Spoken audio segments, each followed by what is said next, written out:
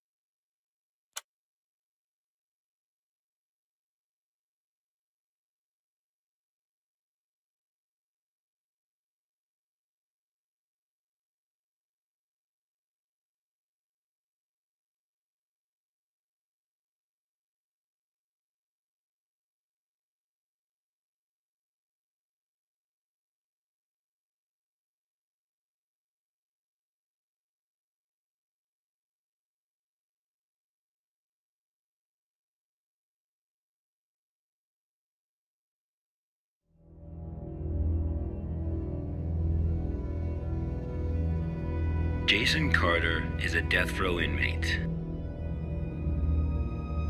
In exchange for clemency, he has agreed to work with the SCP Foundation for 30 days. Upon completion of his work, he will be a free man. Jason Carter is now D503.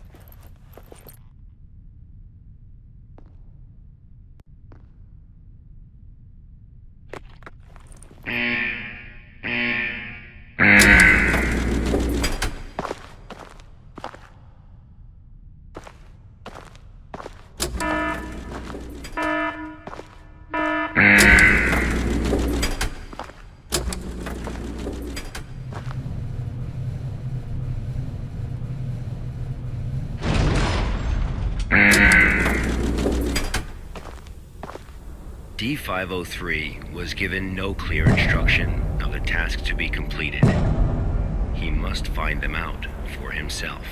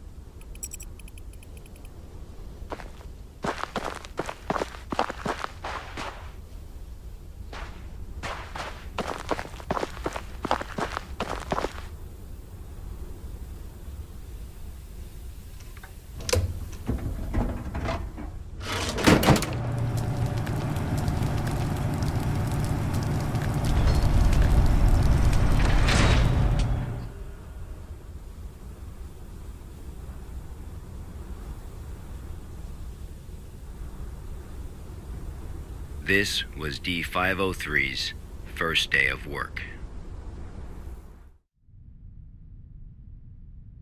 SCP protocol mandates that D503 now undergo a psychological evaluation.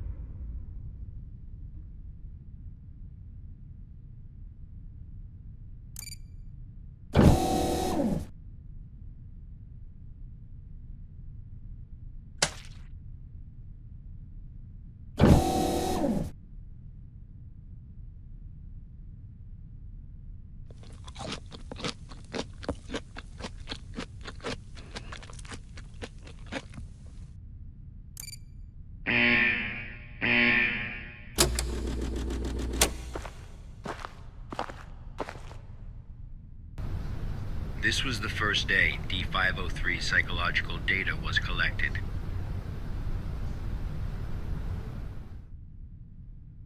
You're probably wondering, how can this job earn freedom for a death row inmate?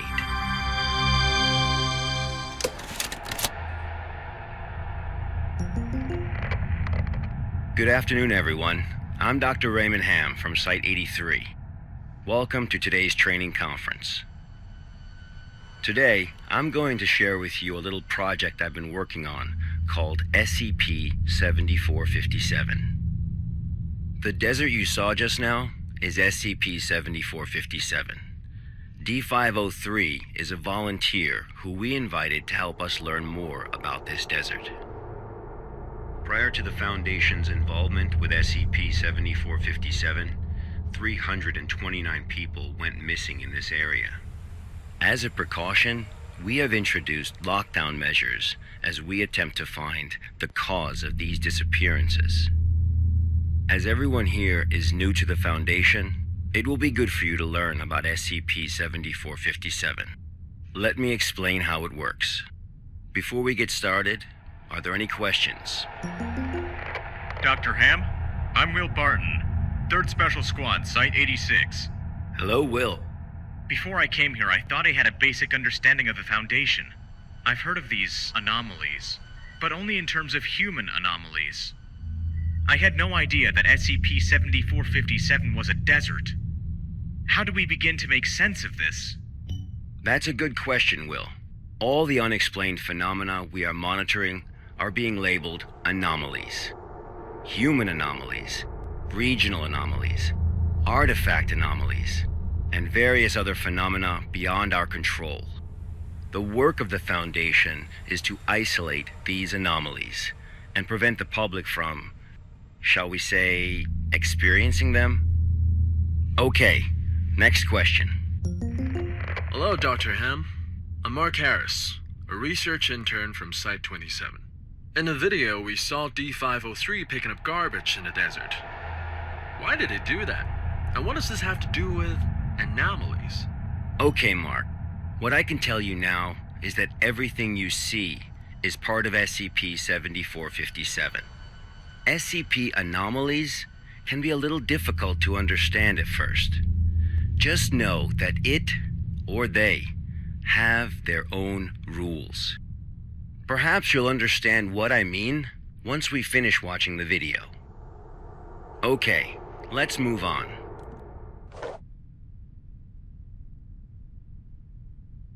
The first week was fairly normal. However, there was an interesting occurrence on the 8th day.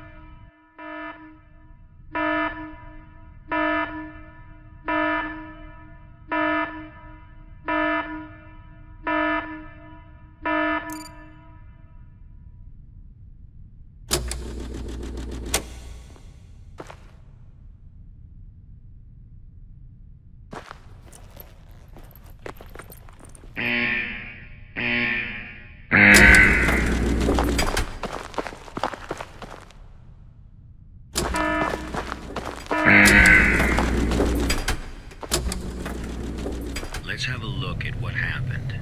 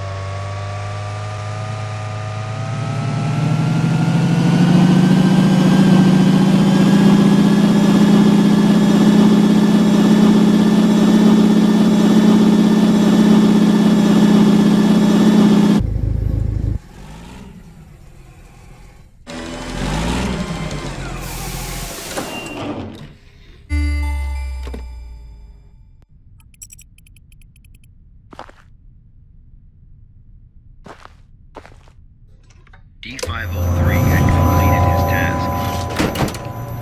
However, he did not realize that he had already encountered his first anomaly.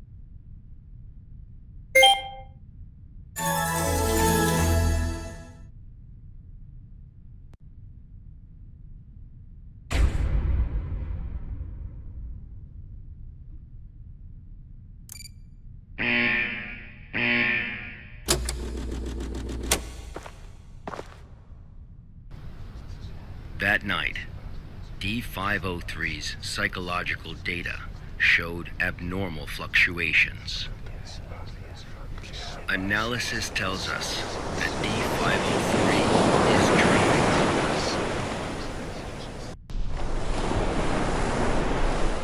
Unfortunately, though, we have no way of knowing what he dreamed of that night.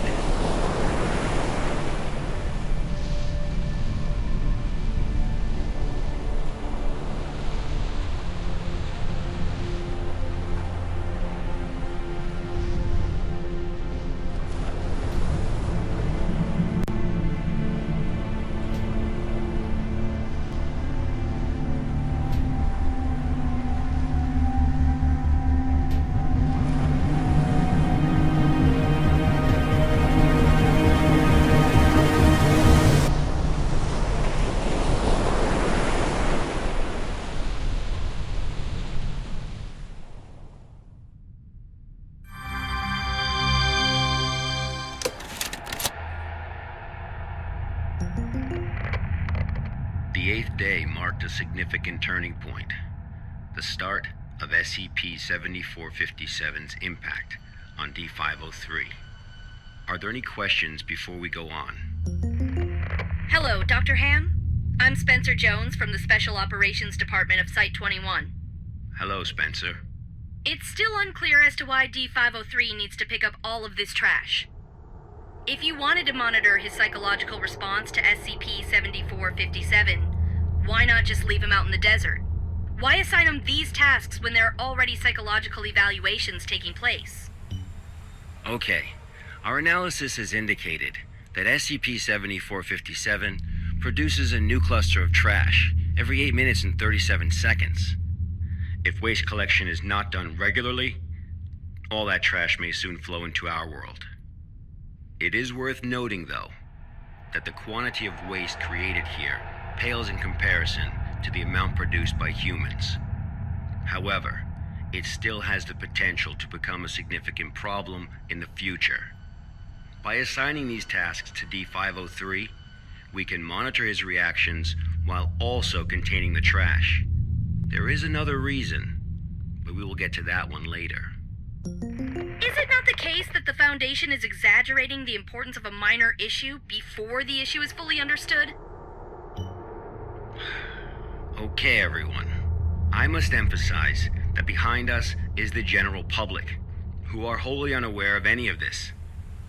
Being meticulous and maintaining a serious attitude is essential at the SCP Foundation. Any oversight or underestimation of the enemy may result in disaster. Thank you, Dr. Ham. I understand. Good. Let's move on. The effects of SCP-7457 on D503 became most obvious on day 15 of the test.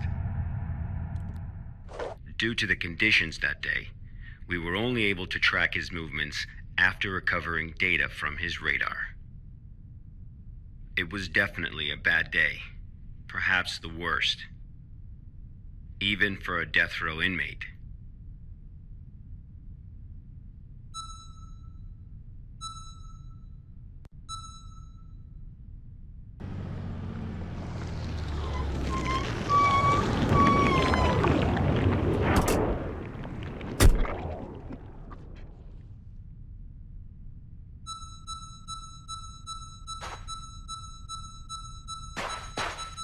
D503 found a radar that perfectly resembled his own.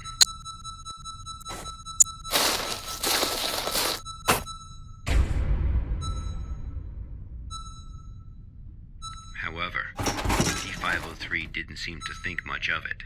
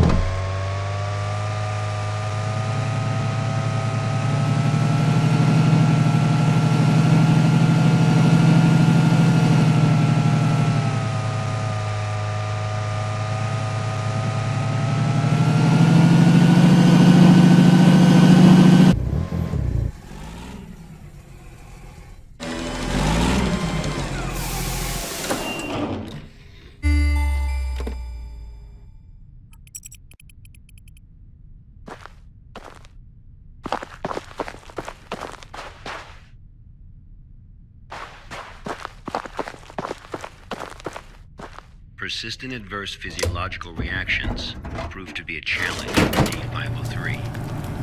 He still managed to complete his work on day 15.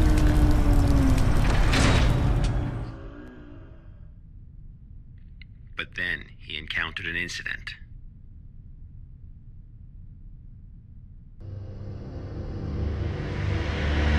A sandstorm.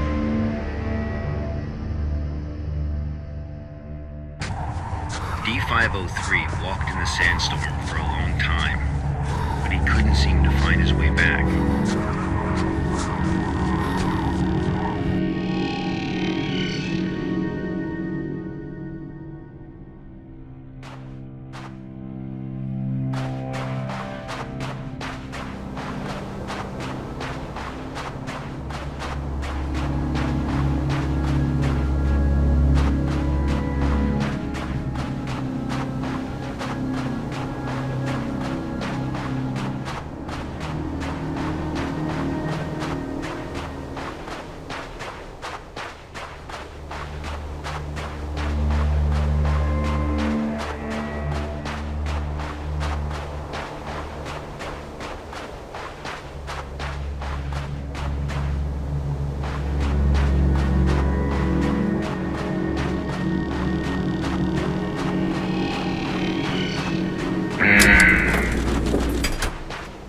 D503 managed to find a site just as he was beginning to grow weak with exhaustion. A site he was not familiar with.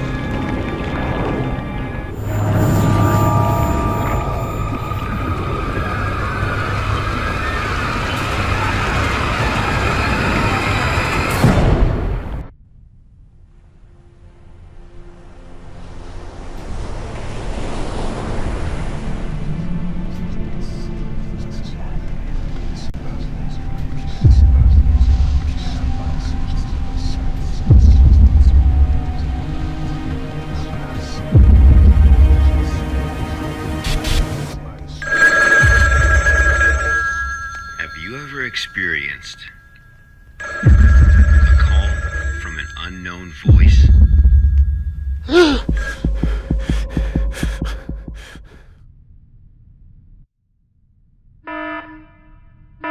Approximately 13 hours later, a visibly trembling D503 returned to Site 8.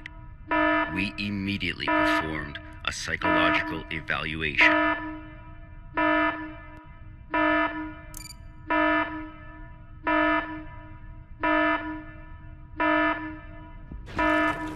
Major fluctuations can now be observed in D503's physiological data.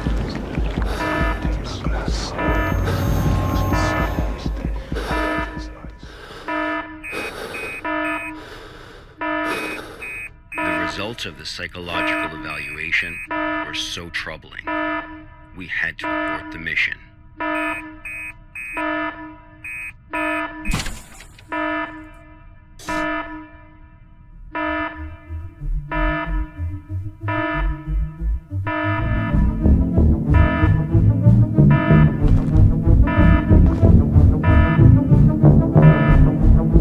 D503 was able to break away from the Foundation's control.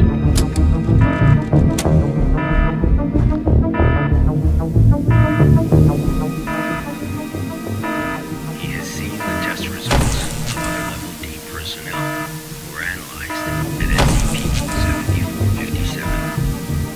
That's right, none of the Level D personnel at SCP-7457 have ever been able to leave this desert.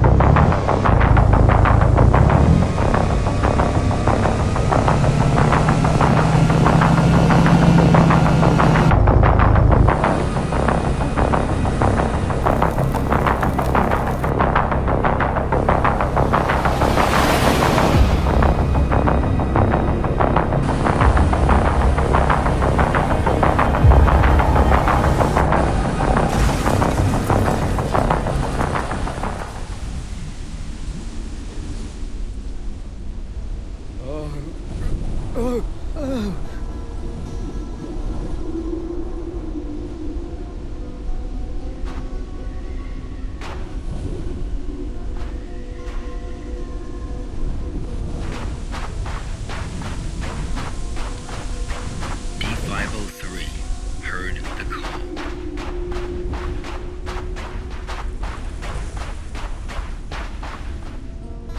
Humans often believe that their fate is in their own hands, that all choices come from their own free will.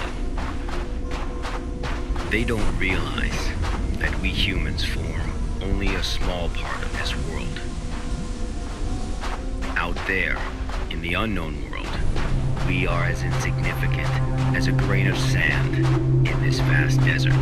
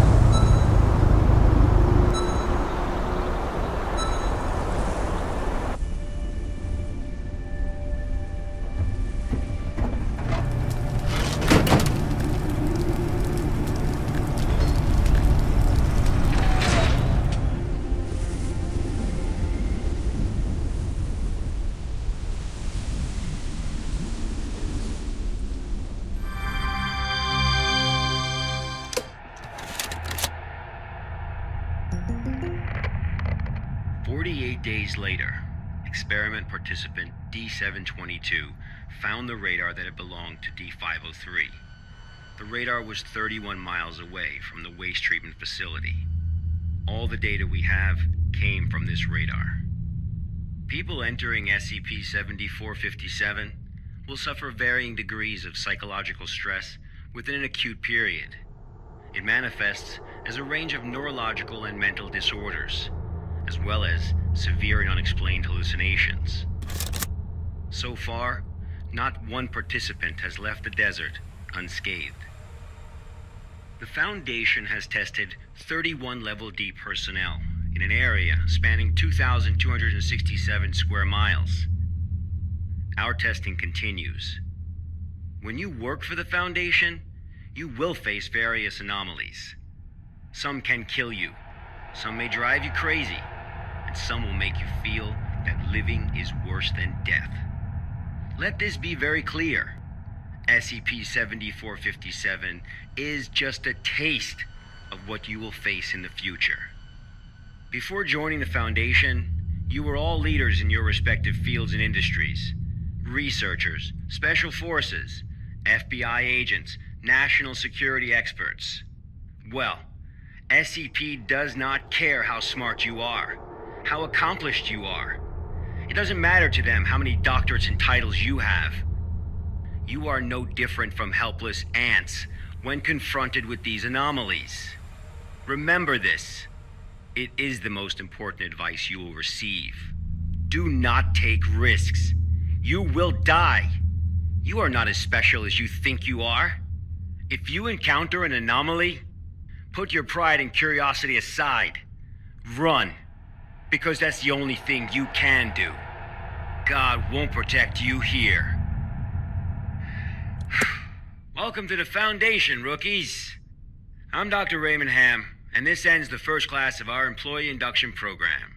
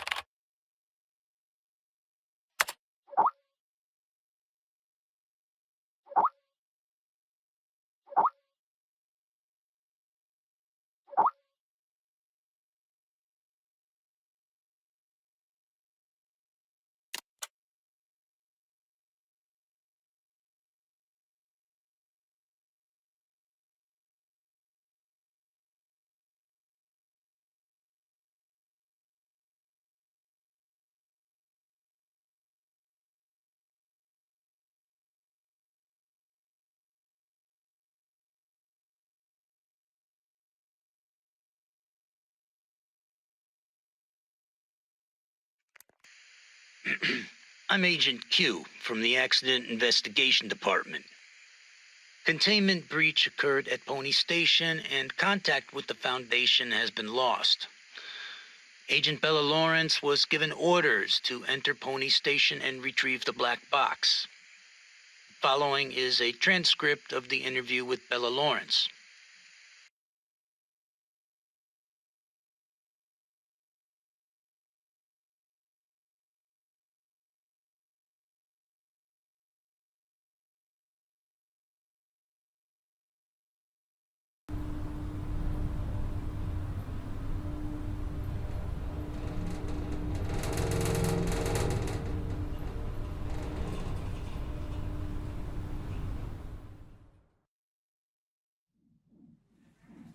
Heart rate 105. Blood pressure 175 over 110. Experiencing mild convulsions. Administer 5 milligrams of Metapol to help control blood pressure. Bella? Bella?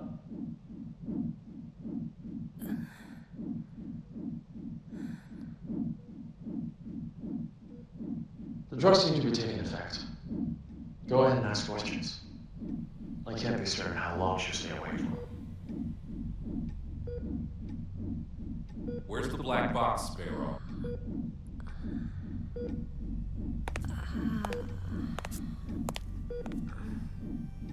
Three days ago, you were tasked with investigating the situation at Site 74, Pony Station. You were assigned to retrieve the black box. Now, out with it. Where is the black box?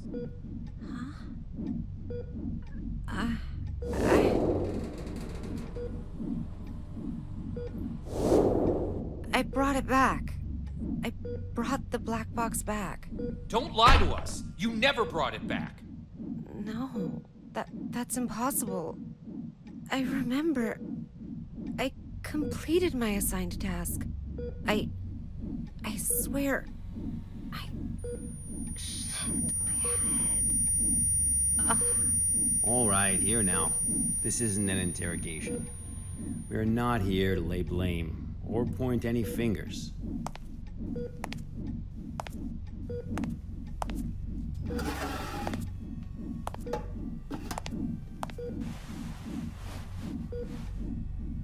Bella, I'm terribly sorry to have to bother you in such a state, but it is critical that we find that black box. We need to know what happened at Pony Station. My memory's a mess at the moment. That's fine. We'll take it slowly, step by step. Why don't we start from the moment you received your mission? Tell us what you remember. I'll try. That night.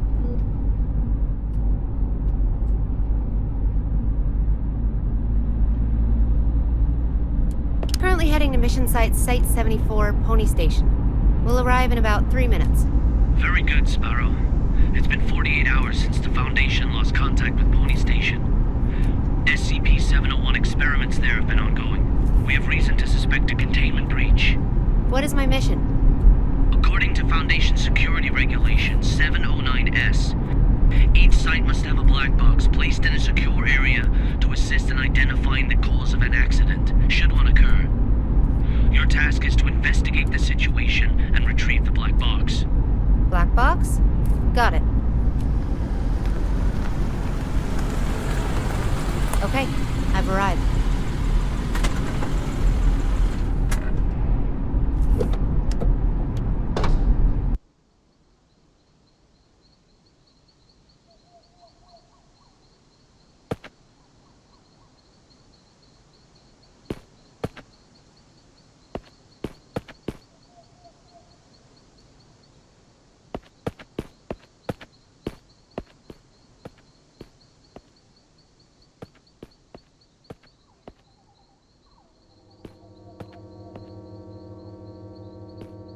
I'm able to observe the mission site from here, but it doesn't seem like one of the Foundation's secure facilities. Pony Station, officially known as Site 74, was originally a hydroelectric power station. After it was abandoned, the Foundation repurposed it as one of their sites. Initially, it was used only to contain a few safe-level anomalies, but recently it's also taken over SCP-701. I don't know all the details. We won't know the truth until you retrieve the black box. Got it. I'll complete the task as instructed and retrieve the black box.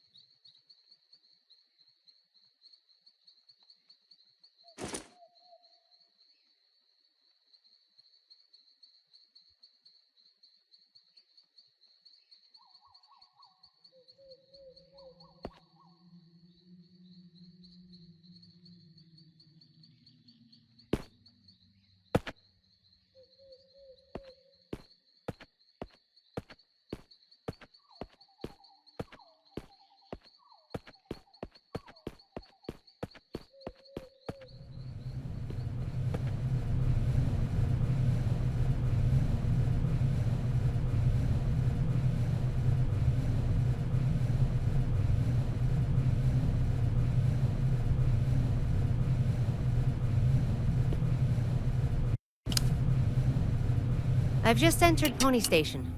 Retrieve the black box from the lab. Room 705. Take the elevator. 7th floor. Sparrow. Must. What's that? Bald Eagle, you're cutting out. Damn.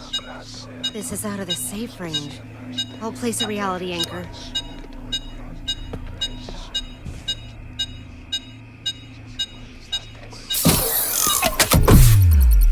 Okay. Much better. Now let's find that elevator.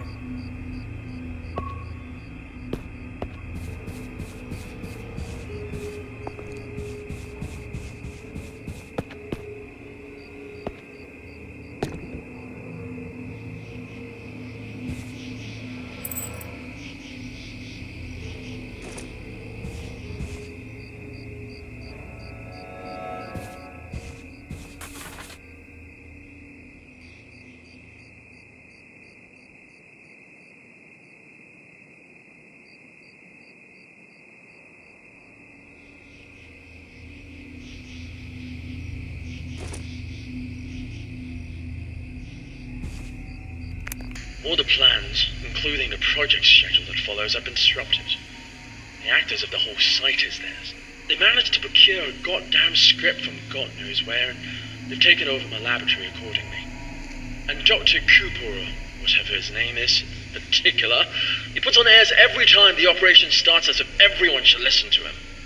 You'd does he think he is? I had to let him know who's the boss around here.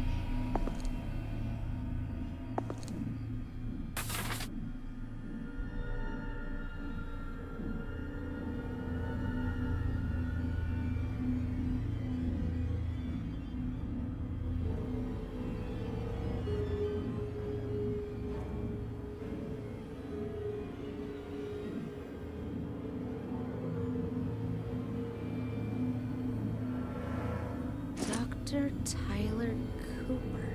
I've heard of this guy. A bit of an eccentric and a thrill seeker.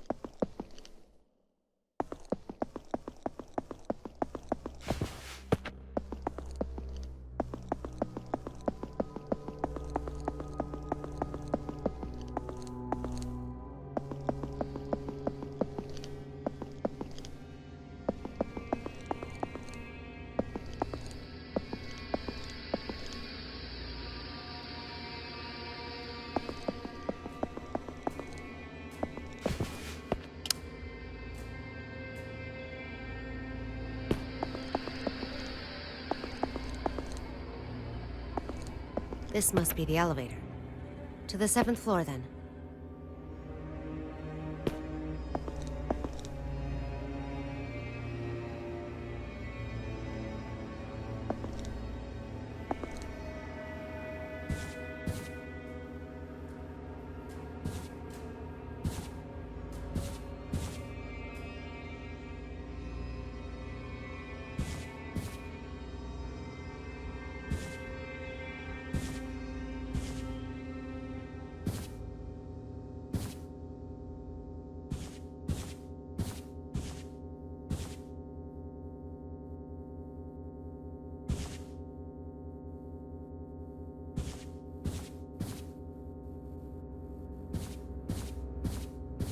Blood we offered, the Hanged King we served.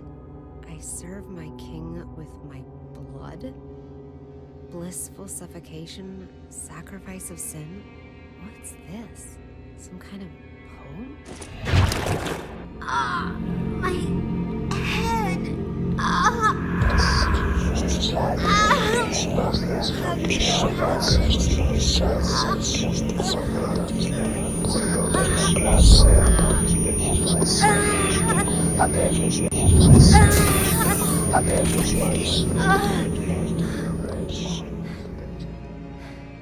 Holy shit.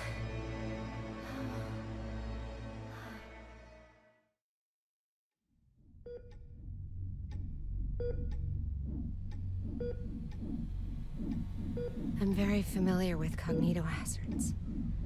I've been trained to deal with them. But this wasn't anything like that.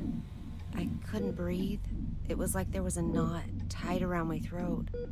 I was weightless, hanging, gasping. No matter how much I struggled, nothing helped. That does sound terrifying. But perhaps it was just a nightmare, though. No. We wake up from nightmares. Not from this.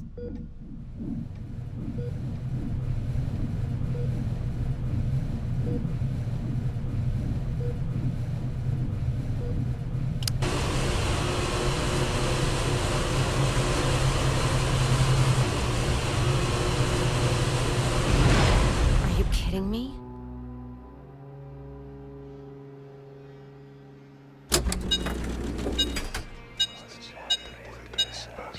It's even more than before. I've got to place everything.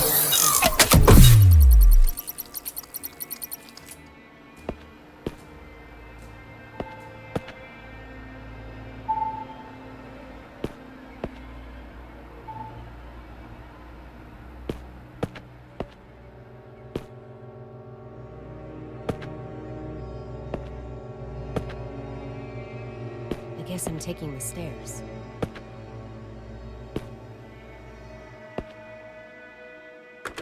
It's locked.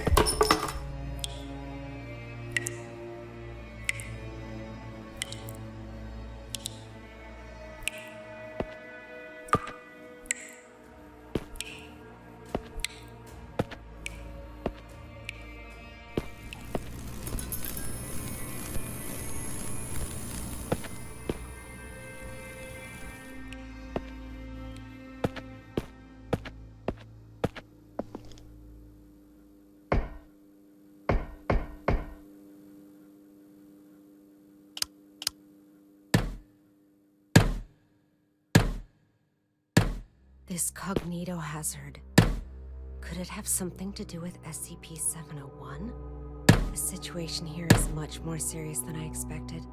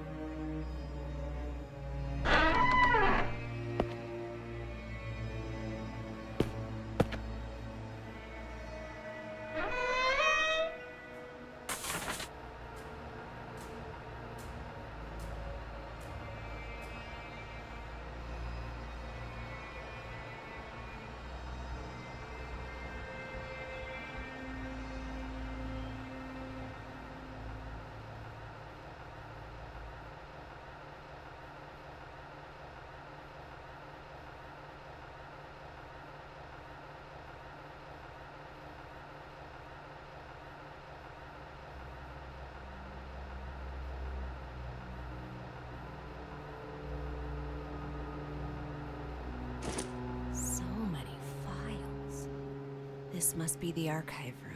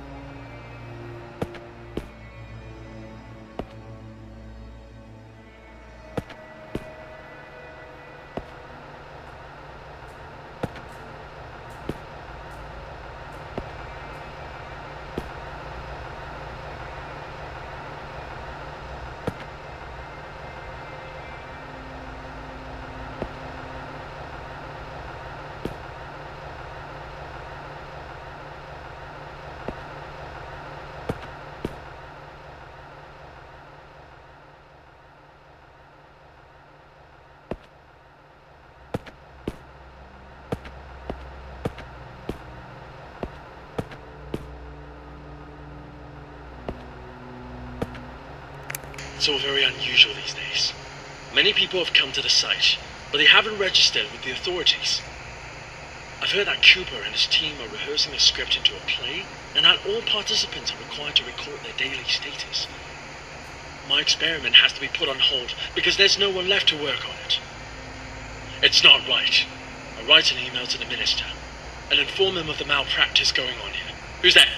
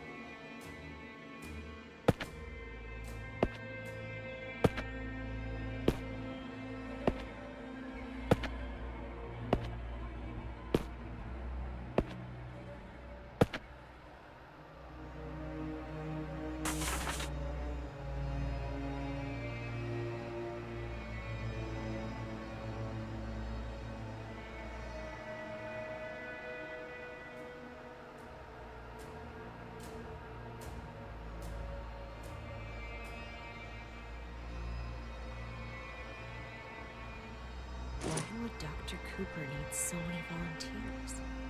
And what on earth is this SCP-701?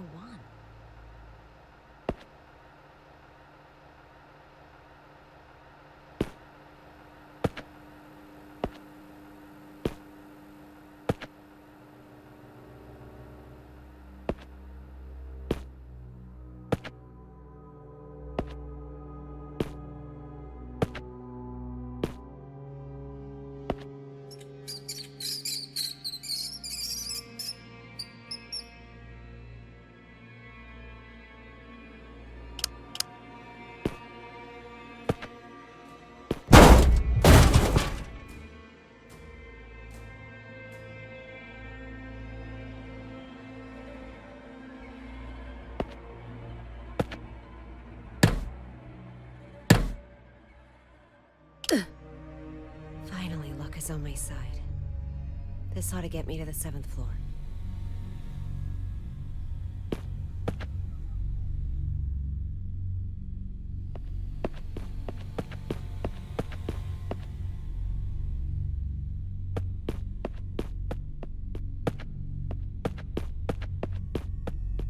What the hell is going on here? 4th floor again?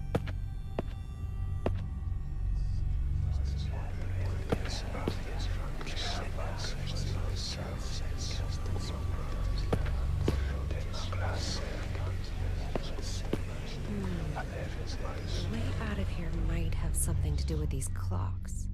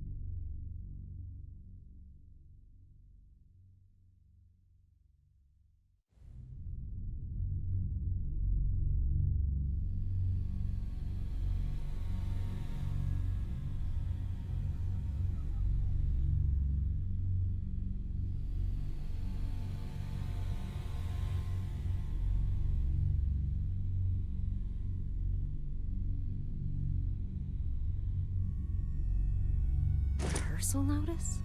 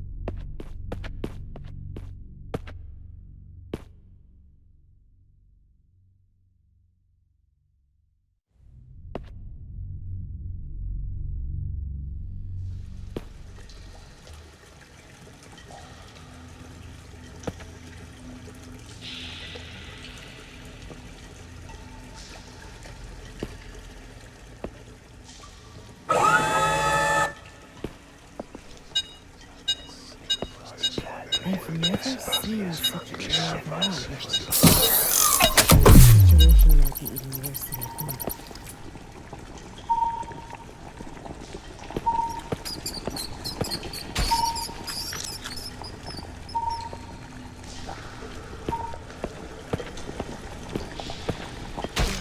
What is that smell? When was the last time I cleaned this place?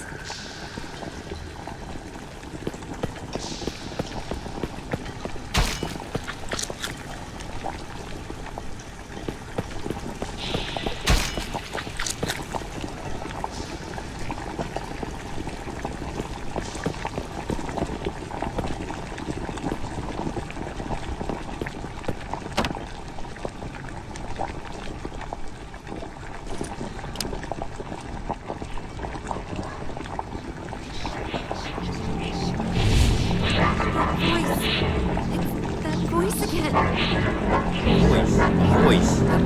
What voice? I serve my king with my blood. Blissful suffocation. Tell us what it Sacrifice says. of sin. No!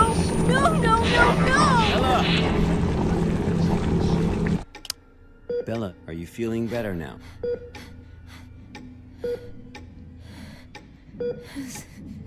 Suffocation. Like a rope. Looped around my neck. Pulling tight. Weightless. Hanging. Nothing around me. Just my feet. Dangling. Struggling. Fighting. It will swallow me. And make me its slave. Bella, you are completely safe here. Nothing can hurt you. Okay, let's continue. The situation there was much worse than expected. Much worse. I knew I had to get in touch with the Foundation. I managed to find a phone, and I called her back up.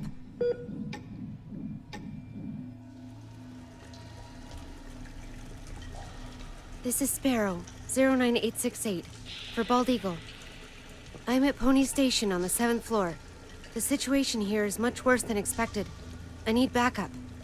Bella, are you sure this is actually what happened? What do you mean? Yes. Of course I'm sure. Come on, Bella. Try and focus. What are you talking about? Bella, you never made that phone call. Of course What? Pony Station was completely cut off. There was no contact with the outside world whatsoever. A phone call? That would have been impossible. No, but I saw... What did you see, Bella? Tell us what you saw.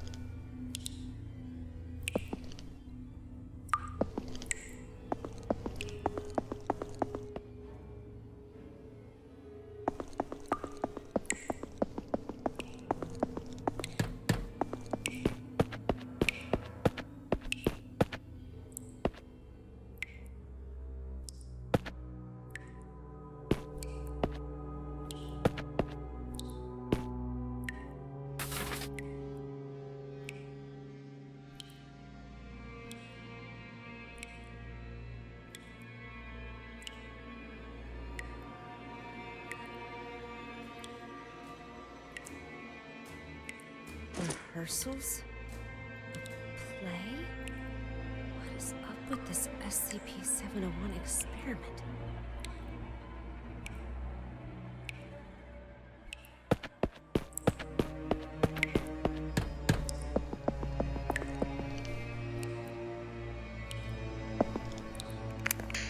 We're evacuating.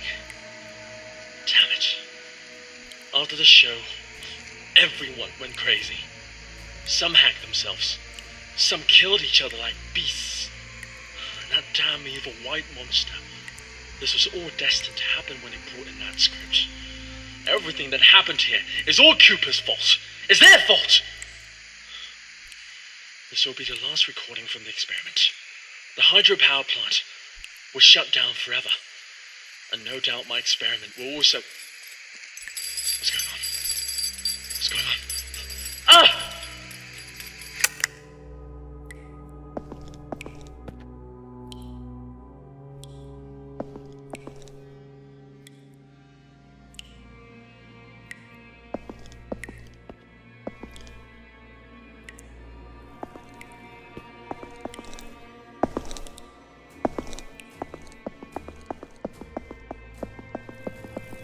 Looks like something bad happened here.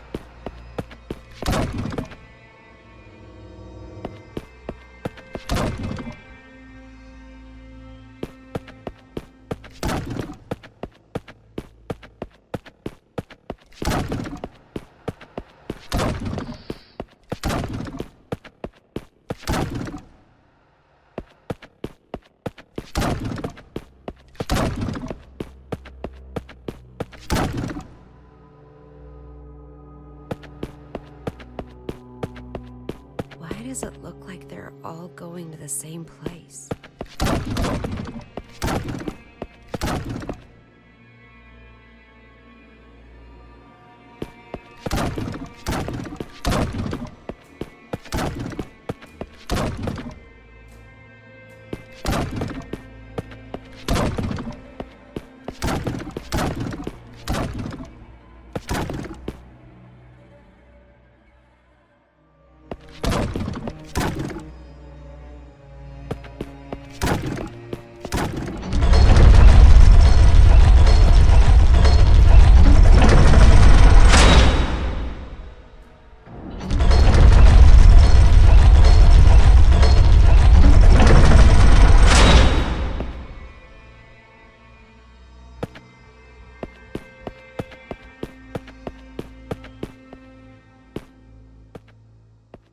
The black box.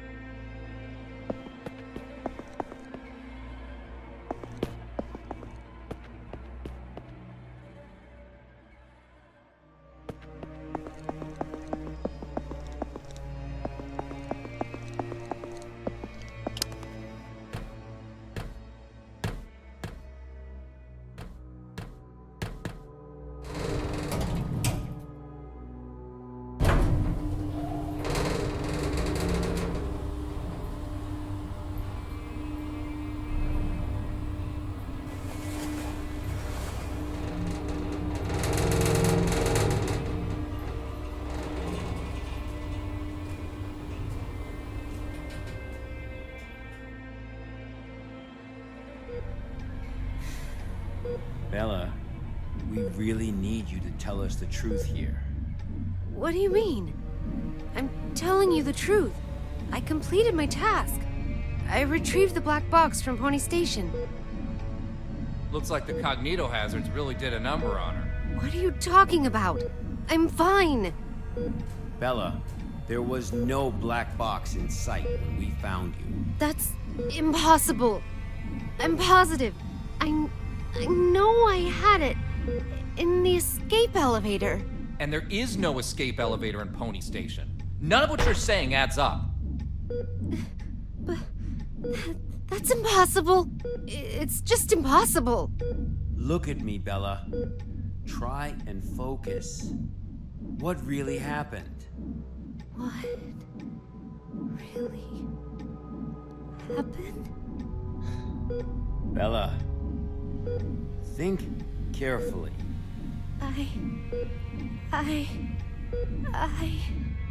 Where's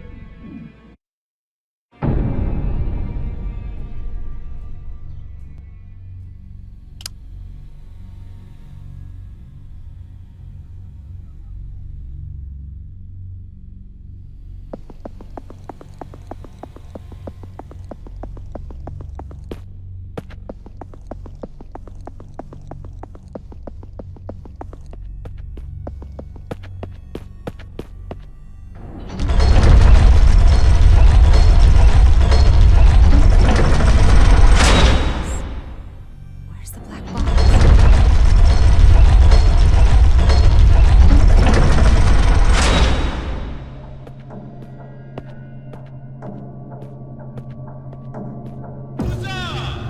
We commemorate this victory with the finest wine!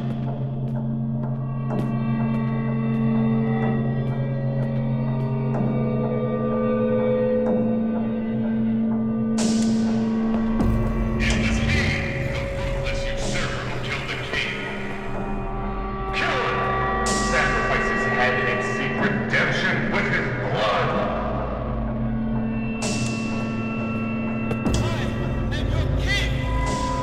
Let me go, and I will forgive the heinous acts you have committed. Kill him! Kill him!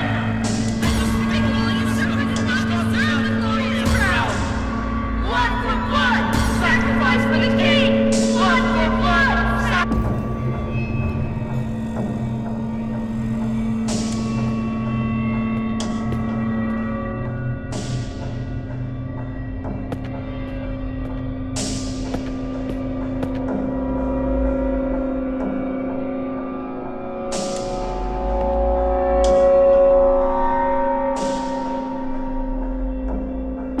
Fuck! Not again.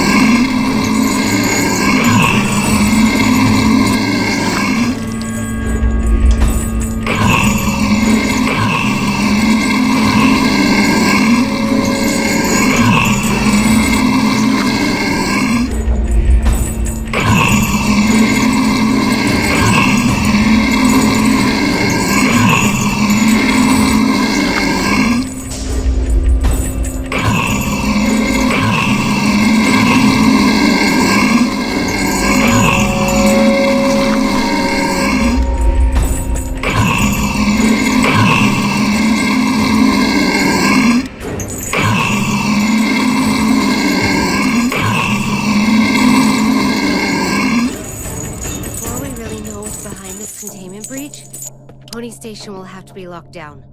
That much is for certain.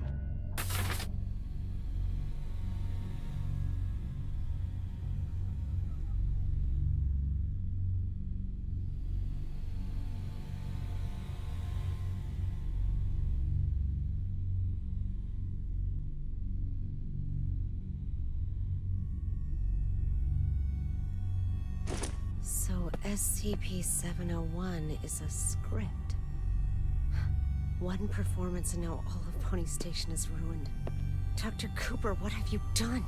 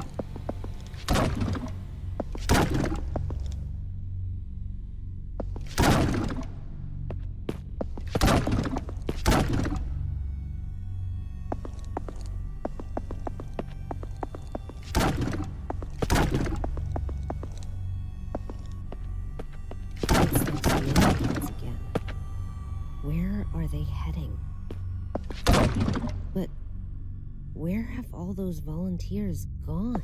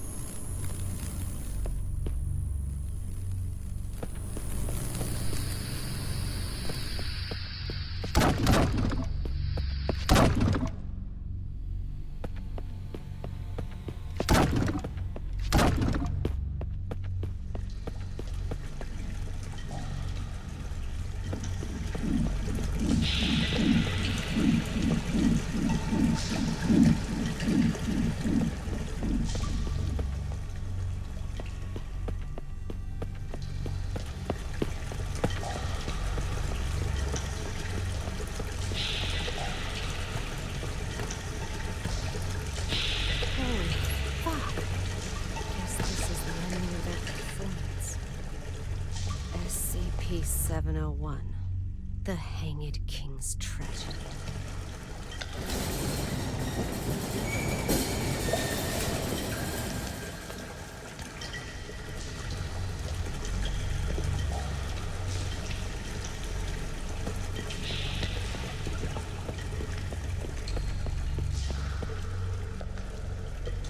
I serve my Who's there? king with my blood.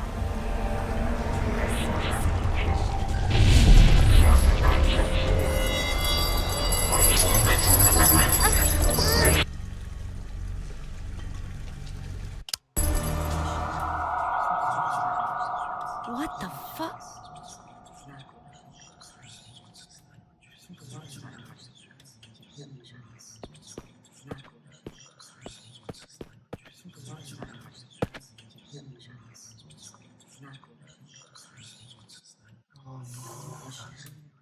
Kill him! Sacrifice his head and seek redemption with his blood! Kill him! Kill him! A despicable usurper does not deserve the glorious crown!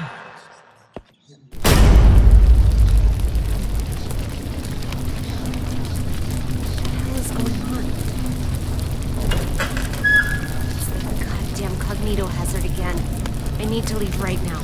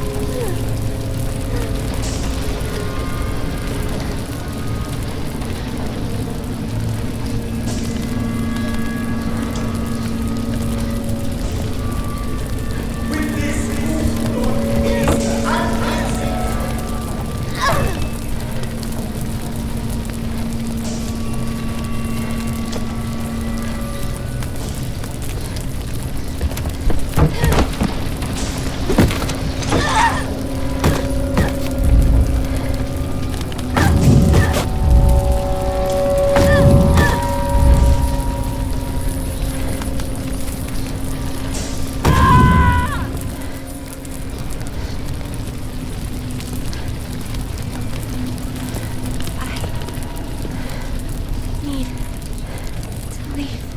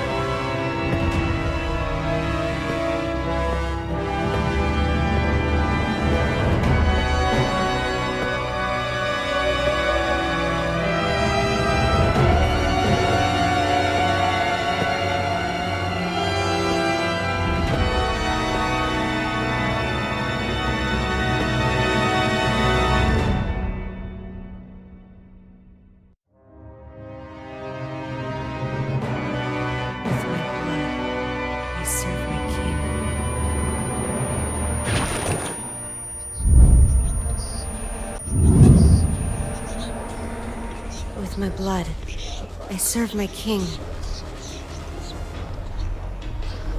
With my blood, I serve my king. With my blood, I serve my king. With my blood, I serve my king. With my blood, I serve my king.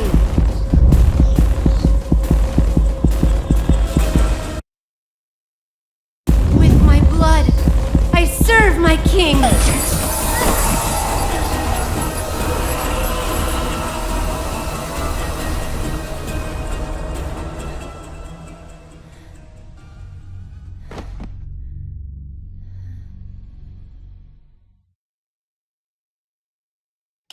Her condition is unstable. I've just injected her with a sedative, but you need to let her rest for a while. Thanks, Doctor. Well, let's go then. What? We haven't found the black box yet. You still don't get it, do you? Get what? What do you mean? A black box is merely a vehicle for recording the truth. But a black box isn't always a black box. You mean... That's right. She is now the black box. Got time for a cold one?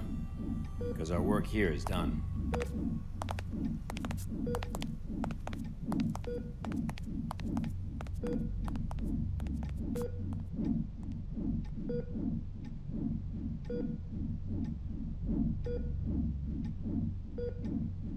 I serve my king with my blood. Blissful suffocation. Sacrifice of sin.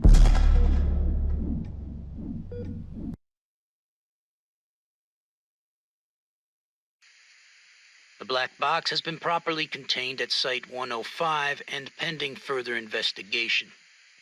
Above is the full record of the inquiry.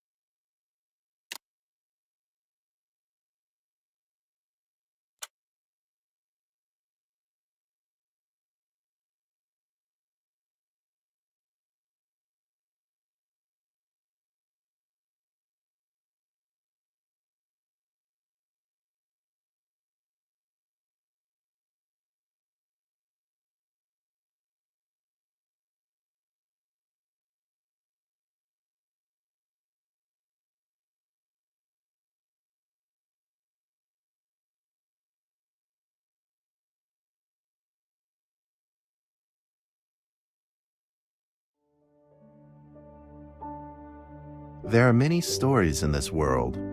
Some are read widely all over the world. Some are hidden in dust and known only by a handful of people. Today I'm going to tell you a story no one else has heard before. A real story of mystery and wonder and adventure. And then you too will become the guardian of this story. The story takes place in a world of long ago. The hero of our story is a little boy. His name is Daniel.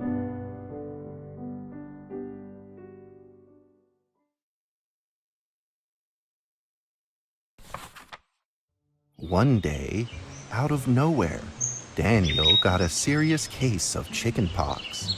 It made him look like a strawberry. To make sure he didn't spread it to others, Mrs. Page, the principal, had him isolate in an attic. And so, in the attic he lived, all on his own. Mr. Daniel, while up here in this attic, you'll have plenty of time to practice your penny whistle. I hope you practice well and prepare for next month's art festival. But Mrs. Page, the melody is so difficult. Don't give up, boy. You don't give up before you fight.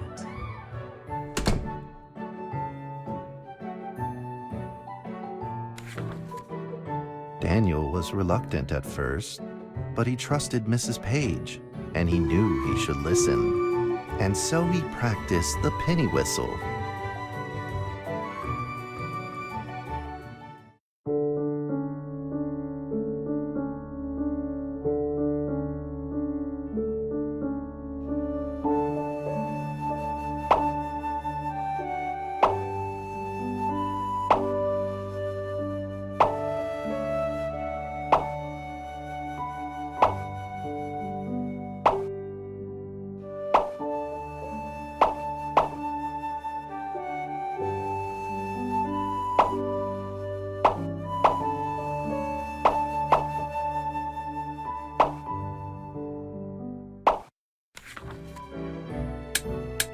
Suddenly, he heard some strange noises in the corner of the attic. Huh? Who's there? Daniel decided to go over and take a look.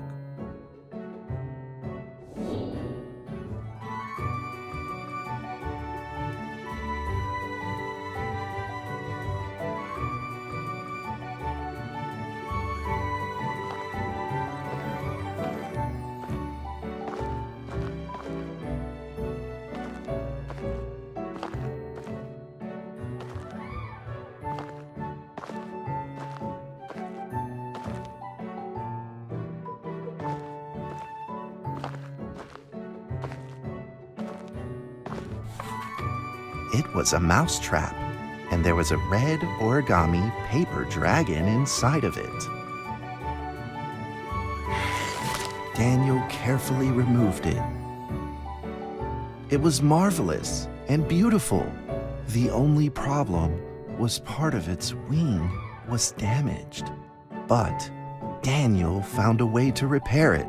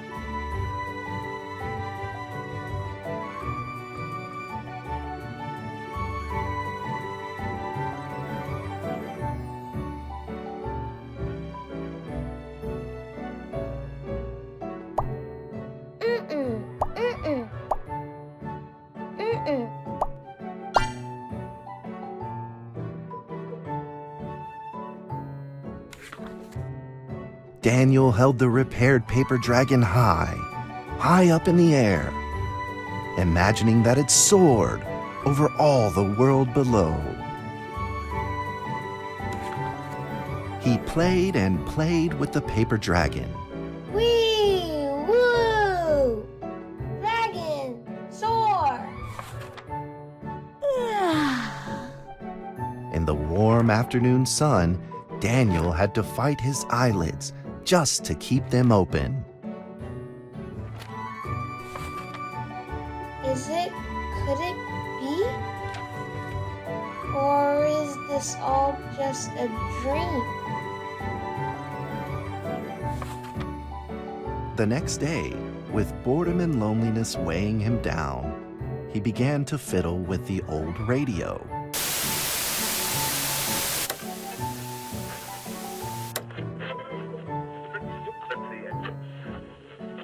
Our town is located in the plains, where earthquakes are not particularly common. Although there are 17 fault zones around us, they are all inactive.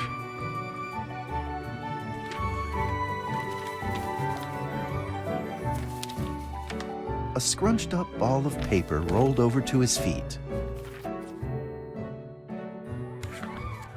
Where did this paper ball come from? Just as Daniel went to pick it up, the ball suddenly came to life, and it rolled away. Daniel chased after it.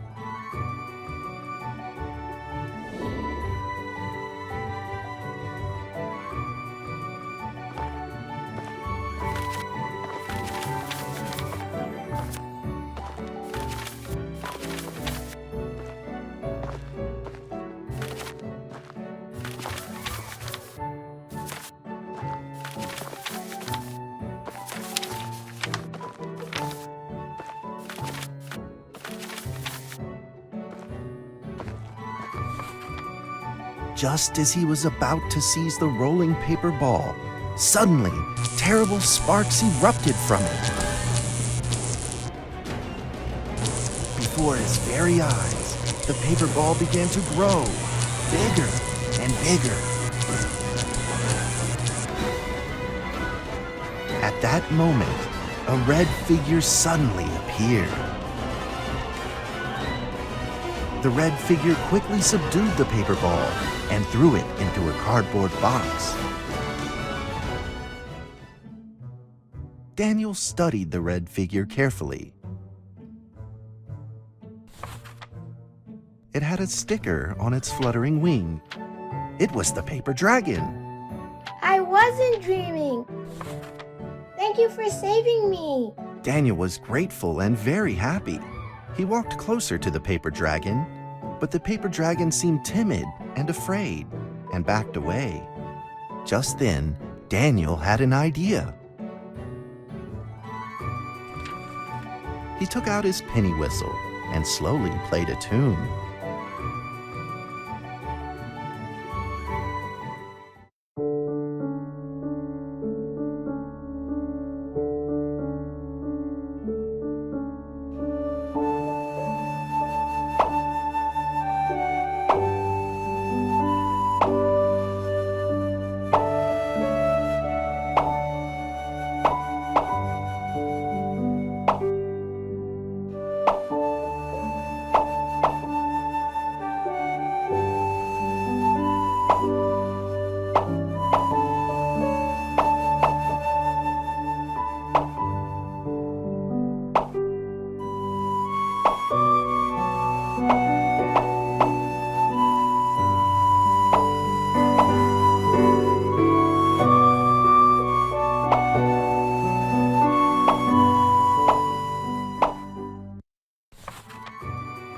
The paper dragon enjoyed the sound very much.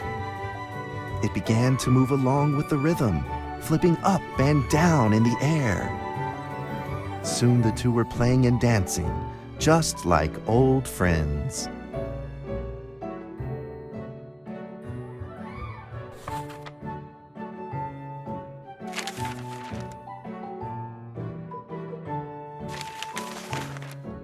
The paper dragon traced out a beautiful arc in the air, communicating with Daniel in a unique way.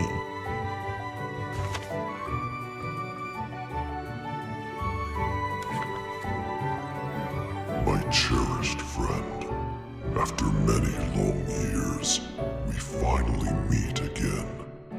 Tell me, how has your family been?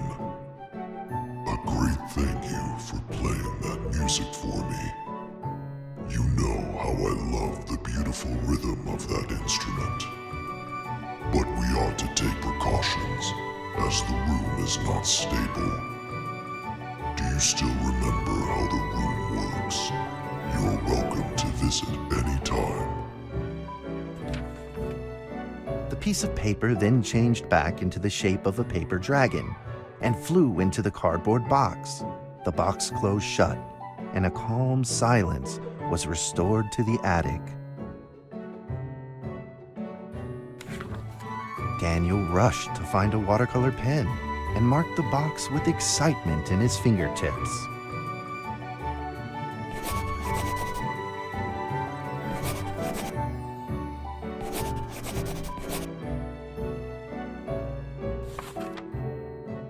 Over the next few days, the paper dragon came out often to play with Daniel.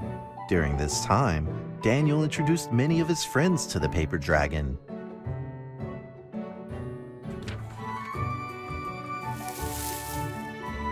That cat's name is Mrs. Carter.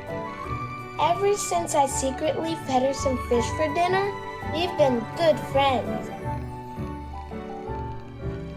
That's Duke, Mrs. Jessica's pet.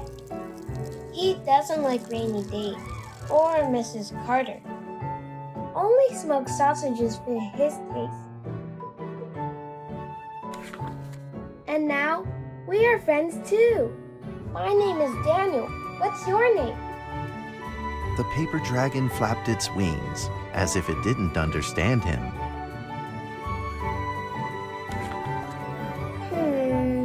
Well, since you like the sound of the penny whistle so much, why don't I just call you Penny? I'll keep practicing to make it sound better. Daniel and Penny then played baseball together in the attic. Let's play cat.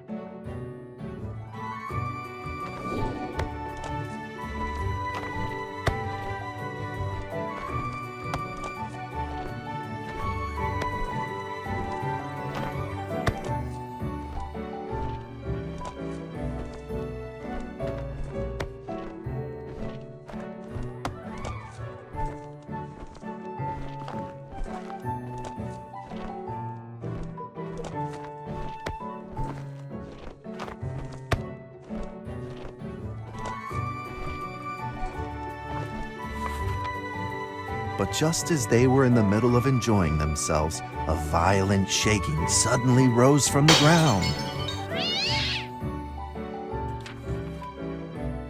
A stubborn earthquake is back at it, folks, and it seems even stronger than last time. At this moment, the box suddenly shot open, and thick clouds of smoke billowed out, followed by several paper balls.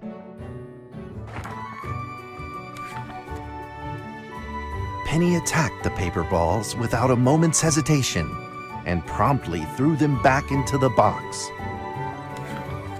Penny then flew around in front of Daniel and rushed right back into the box. As the box closed, the earthquake stopped. Facing a friend's farewell without a formal goodbye, Daniel felt confused and lost. He moved the box to the center of the attic. Facing it, he practiced his penny whistle, day in and day out.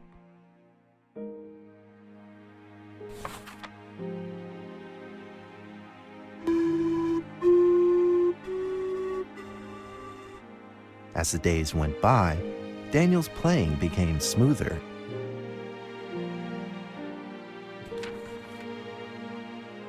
One day, the box suddenly began to move.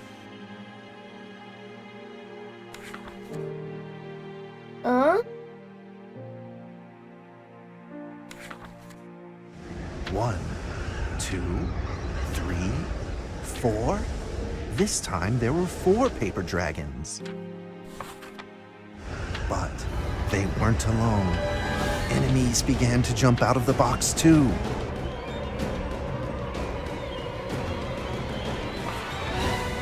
Earthquake! Another earthquake! This time it's reached a magnitude of 5.8! In that small attic, the 4 paper dragons fought fiercely against the paper balls. This time, the paper balls used new tactics. They clumped together into a single monstrous ball of paper. It began to shoot strong bursts of electric sparks at the paper dragons as they flew through the air. As they were hit, the paper dragons fell from the air, one after the other.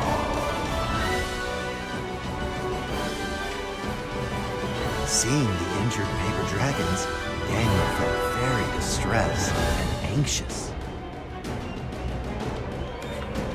Just then, one of the paper dragons painfully started to fly and gathered the remainder of its power. The paper dragon transformed into a great beam of light and dove straight down to pierce through the monstrous paper ball. And then came another paper dragon. The monstrous paper ball was blasted to bits, exploding into smaller paper balls. Trembling, they struggled to escape back into the box.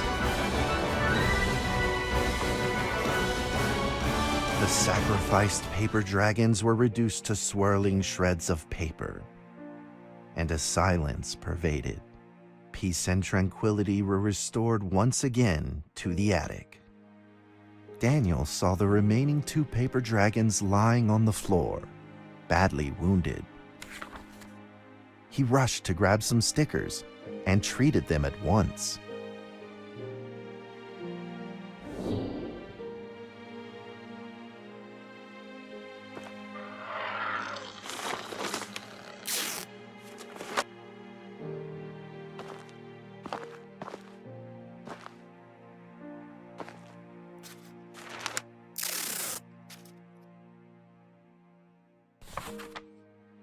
Suddenly, countless paper dragons began to gush from the box.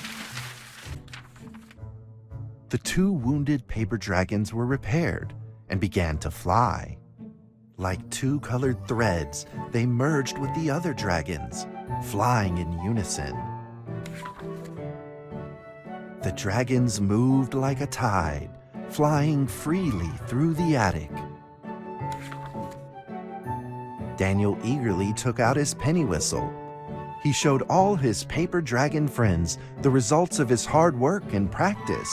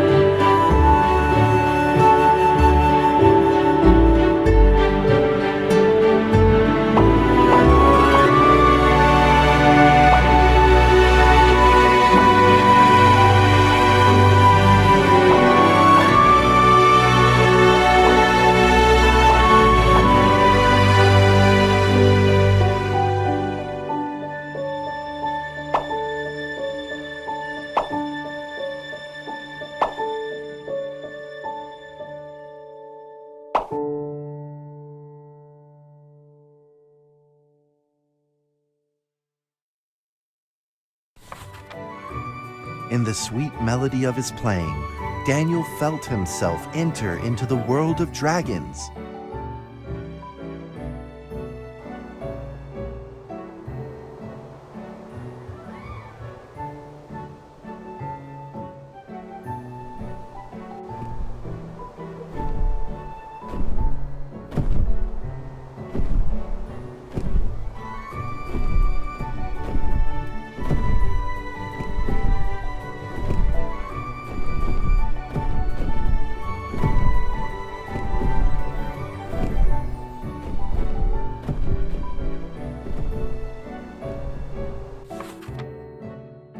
The paper dragons merged into a long letter and floated down towards Daniel to tell their story.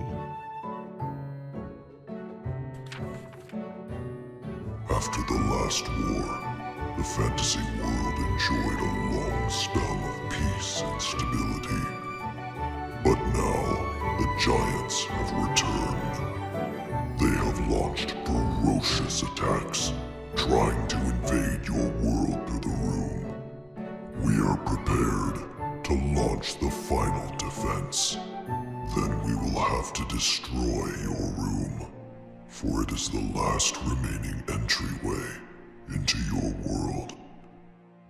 Please believe this farewell will only be temporary.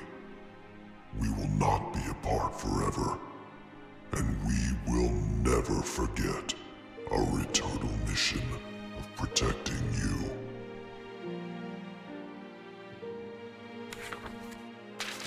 At that moment, the paper dragons flew back into the box. Daniel still couldn't fully understand what the paper dragons had meant, but he had a vague feeling in his heart that he may never see his new friends again.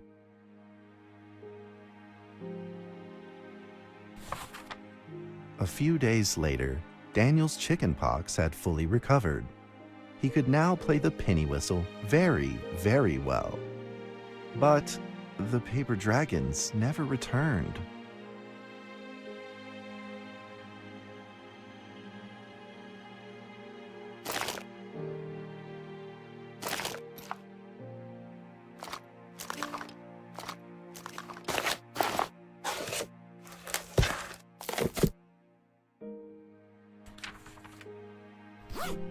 Maybe it was time to leave and move on. Earthquake warning! Magnitude 6.2! A massive earthquake is hitting our town! All townspeople, please leave your houses immediately and move to safe open spaces! Just then, countless paper dragons shot from the cardboard box. However, it seemed like they were under attack, spinning and falling through the air in confusion. What's happening? Daniel quickly grabbed the stickers out from his bag and did his best to heal the injured paper dragons.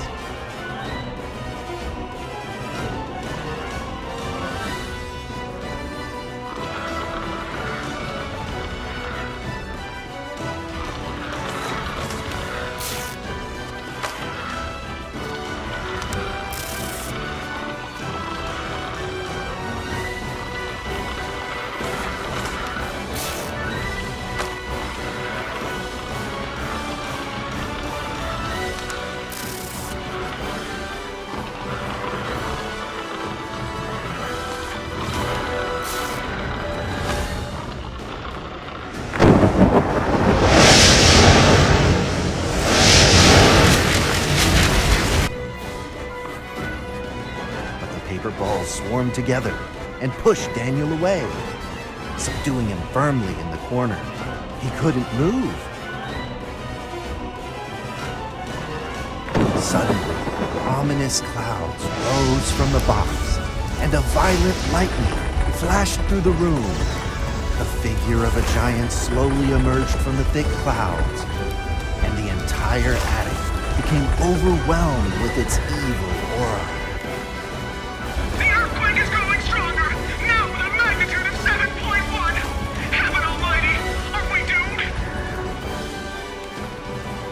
The giant unleashed unleashed its power maniacally. The paper dragon struggled against it, with no means of fighting back. At this critical moment, two paper dragons shined brilliantly. Together, they heroically crashed their bodies into the giant. Daniel thought the giant had been defeated by the paper dragons, but soon he found that things would probably not be so simple. The giant's figure could still be seen in the thick smoke, looking evil and terrible. The attacks of the paper dragons had had no effect, and the giant had only grown stronger. It fought back with a new ferocity. The paper dragons were simply no match for it. The earthquake is growing stronger still! The greatest disaster this town has seen in over 100 years!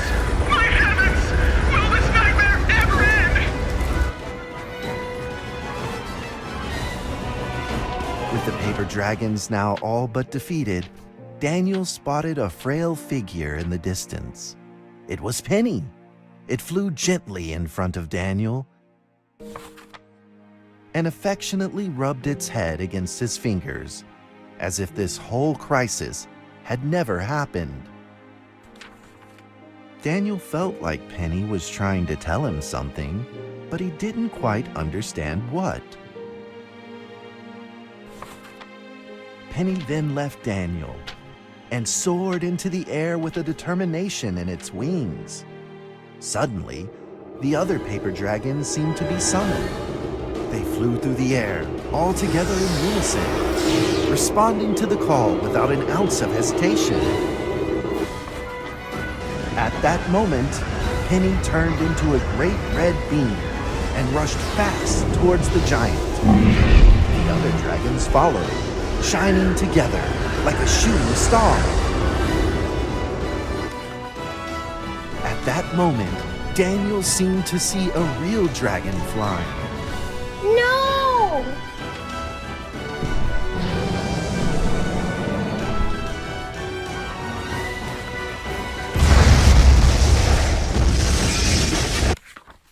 A huge explosion from the impact drowned out everything else in the attic. The attic rained down with countless pieces of paper, the leftover scraps of the paper dragons. Daniel wanted to collect all of the pieces. He thought he could still fix them.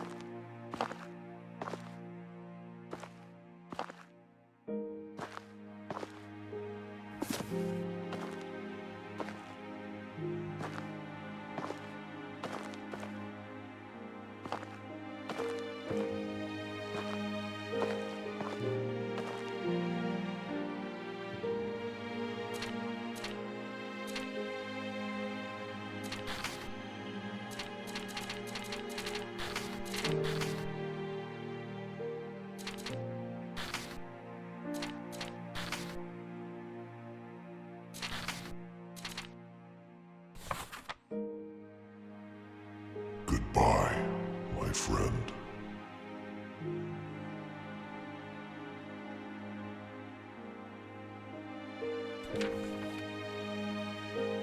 The nightmare is over.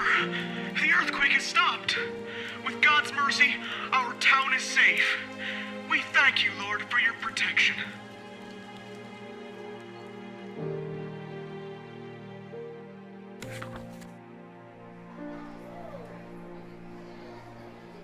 A few days later, the art festival was held as scheduled. Daniel attended the show with his penny whistle.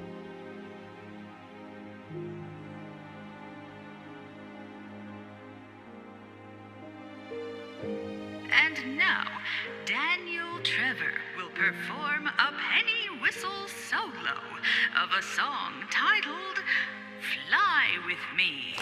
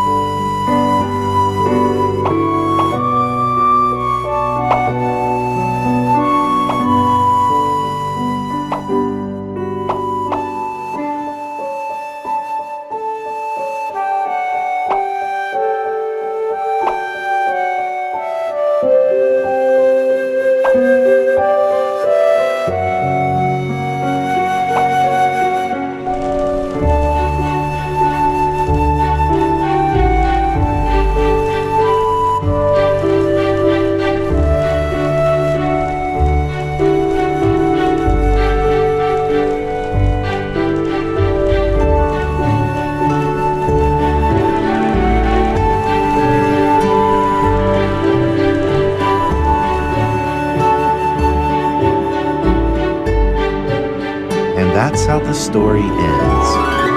Now, you might be wondering, what happened next? Are there still paper dragons in the world? Well, that's a difficult question to answer. But I believe that they are still protecting us somewhere in this world, just like they promised they would, forever, into eternity.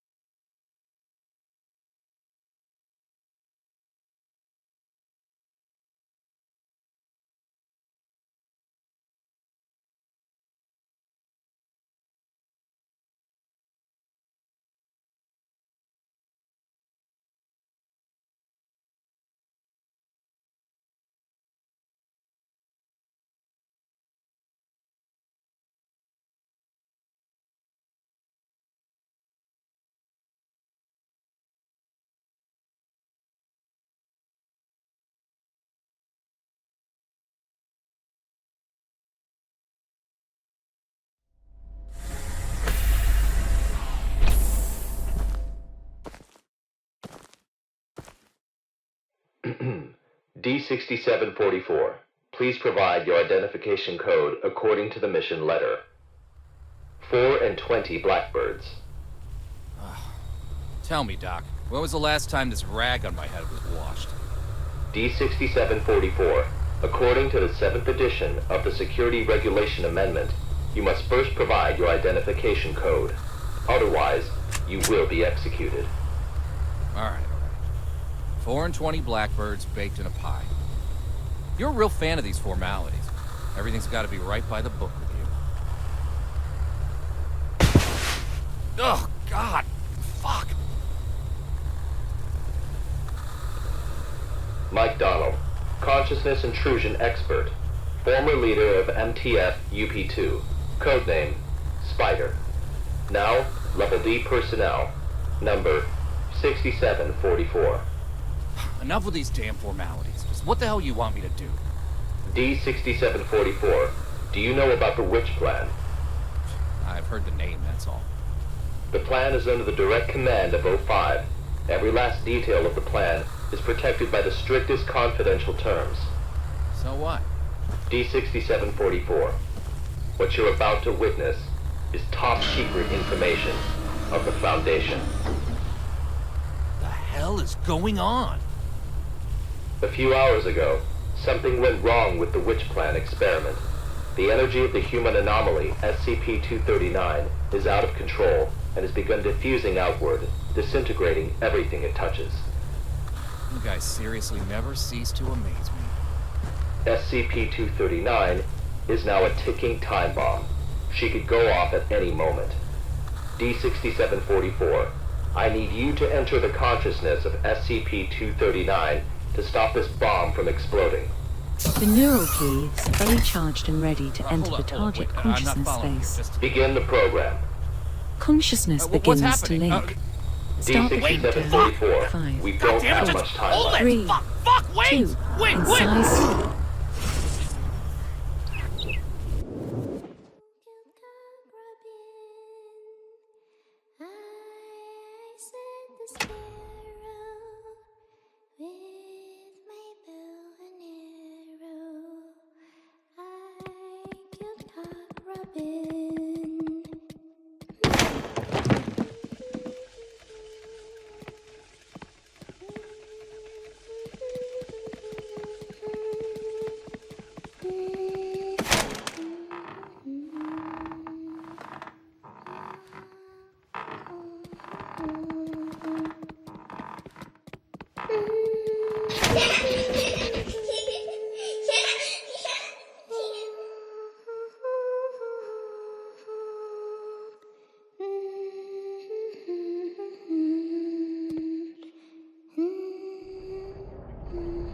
D6744, can you hear me? Son of a bitch! Fuck you! The situation is urgent. If you were still the way you used to be, you would have done the same. Hello there?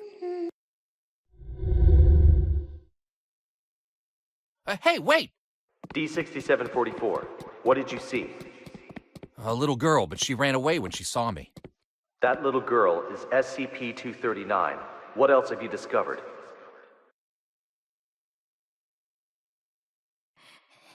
Sorry. I'm sorry. Help me. The girl's consciousness is severely damaged. That probably explains her total loss of energy control. Then how should we proceed?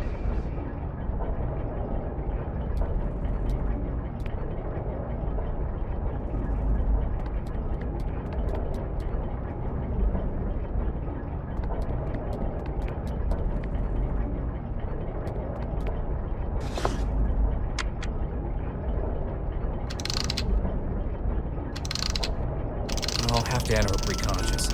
If there's a solution to this, it's gonna be in there. Good. D6744, you really are the right person for this mission. D6744, I must remind you, SCP-239 is no ordinary girl. She is uniquely dangerous. Do not forget. Yeah, I got it. I'm dangerous too, don't forget.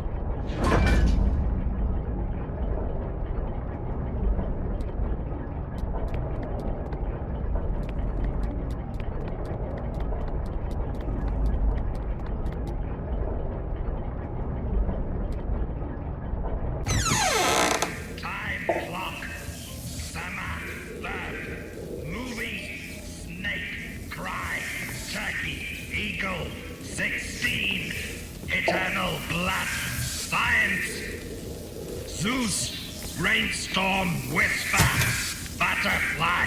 Garden. Activate. Wings. Fan. Passion. French. Resin. Roarer. Red. Sleep. Stone green. Touch. Move. Anxiety.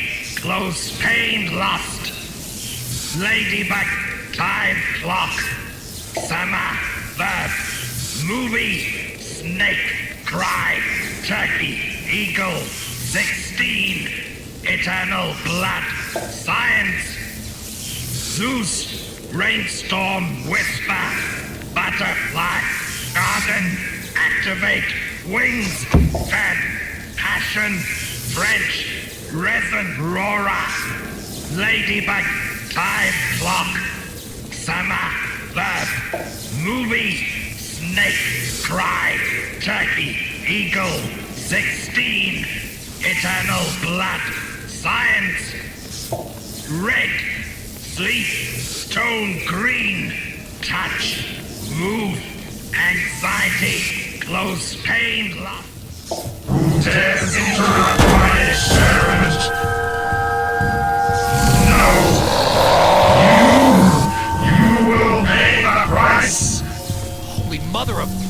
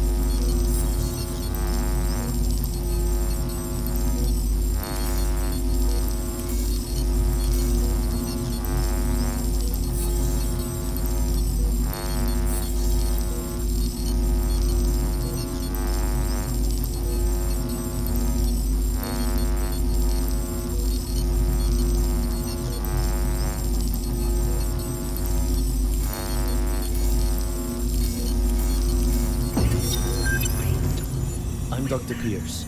We are now conducting ability control test number 125 of SCP-239. Okay, let us begin. First, set voltage strength to 30 kilovolts. Power on. SCP-239. Move the target object to the designated location.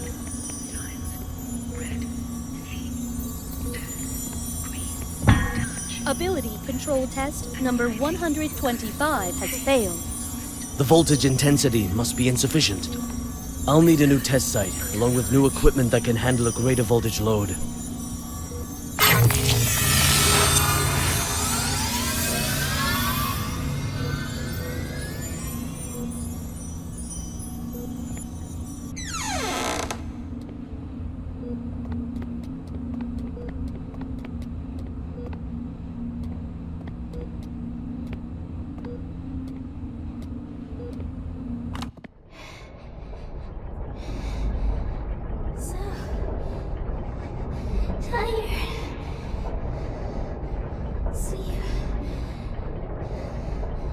Let me sleep.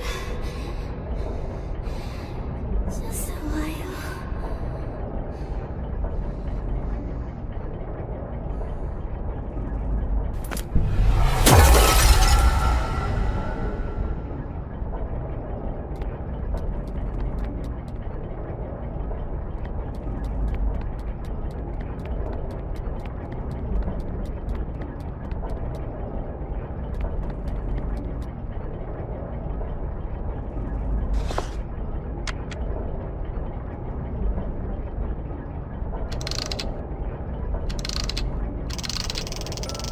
Bird's Nest calling D6744. Do you copy? Copy. The energy of SCP-239 is still diffusing outward. What's your situation? Situation's more complicated than I thought. I'm gonna need more time. Be quick about it. I got it. Quit rushing me.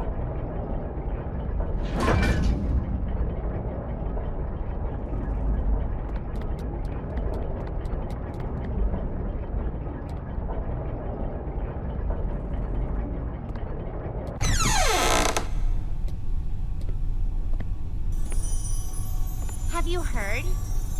Heard what? O5 is displeased with the slow progress of Dr. Pierce's experiments. They've appointed a new director to take over the project. You sure it's not just a rumor? Today's morning session was chaired by Dr. Pierce.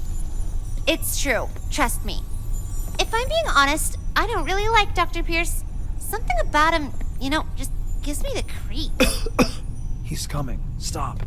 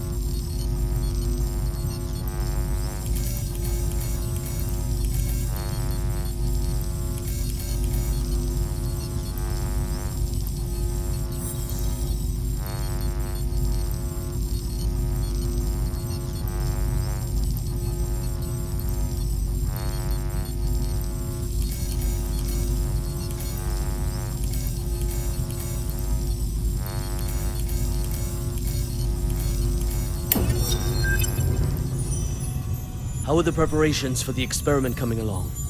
Equipment's been checked. Everything is ready. Good. Anything to be aware of? Sam went to the counseling room after yesterday's experiment.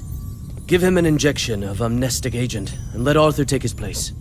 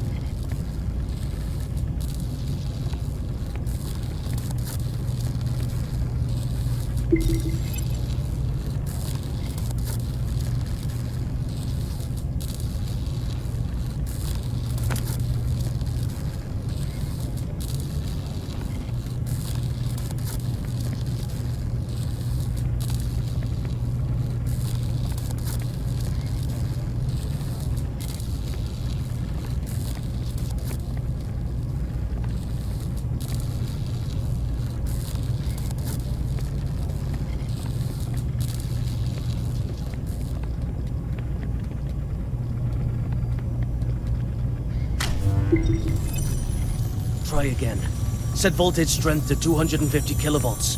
Dr. Pierce, the heart rate of SCP-239 has now exceeded 160. Her physiological indicators are quickly approaching their limit. Perhaps we should consider pausing for a while. Continue. Pressurize. Set to 250 kilovolts. Go. Now. SCP-239. Pay close attention to my instructions. Crush that car in front of you.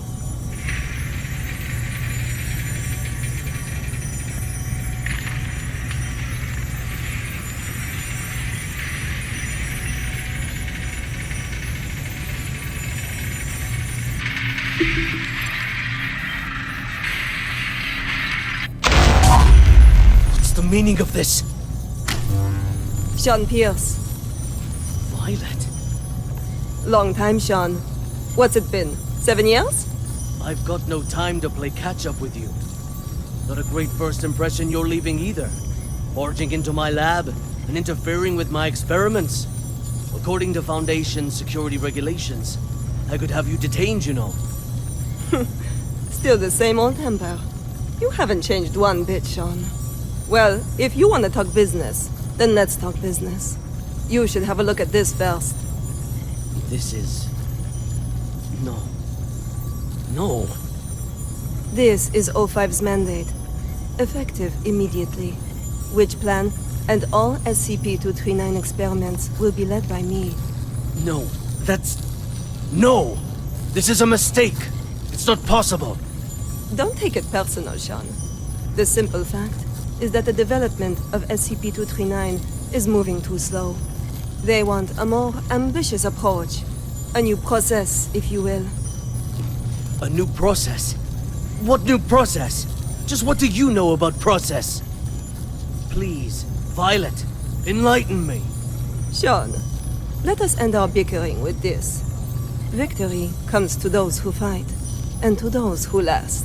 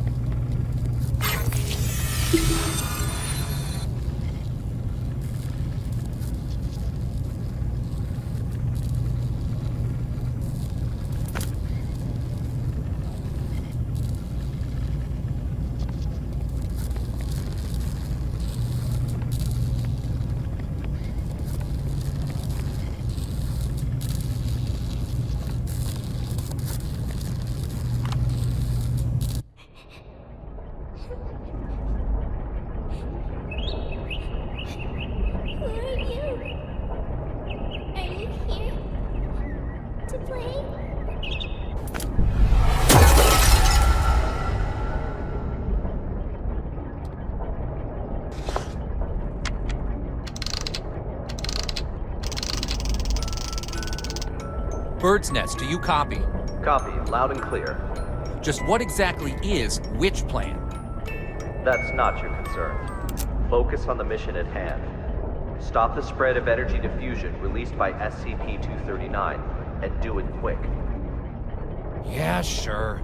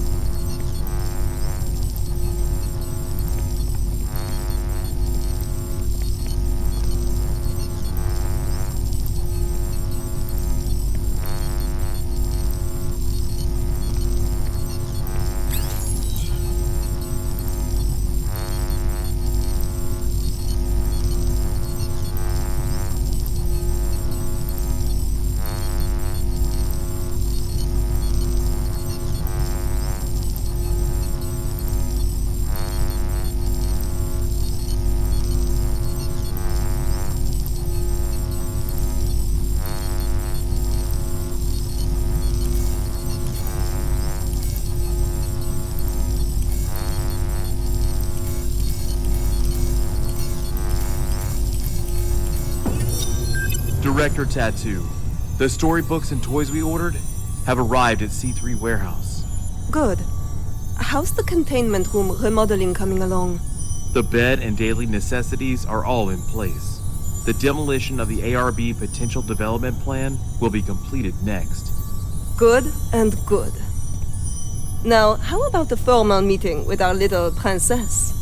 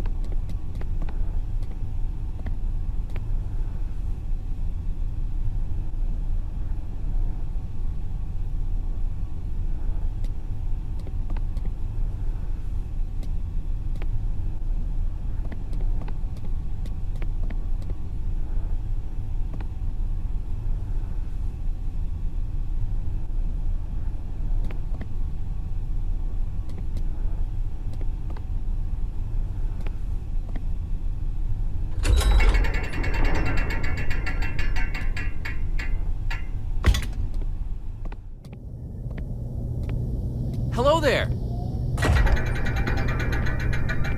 Hold on a second. I'm not here to hurt you. God damn it. Hello there, child. Are you having nightmares? Monsters. Monsters. Scared. Scared. When you feel scared, just close your eyes.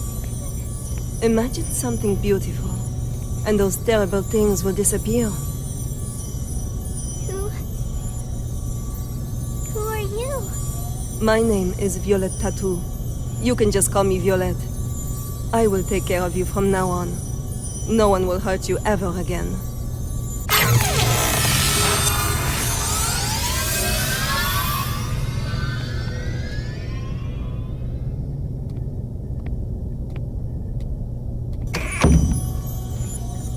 All right.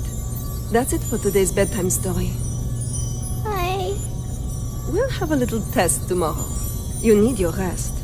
Afraid. Sleep. Nightmares. SCP-239, are you afraid of having nightmares again? Yes. Afraid. Just remember what I told you. When you feel scared, just close your eyes. Imagine your little friends in the stories all running out of their books to come play with you. Then you won't be afraid. Get some sleep now. Remember to imagine those beautiful images. Close eyes. Imagine. Imagine. Beautiful images.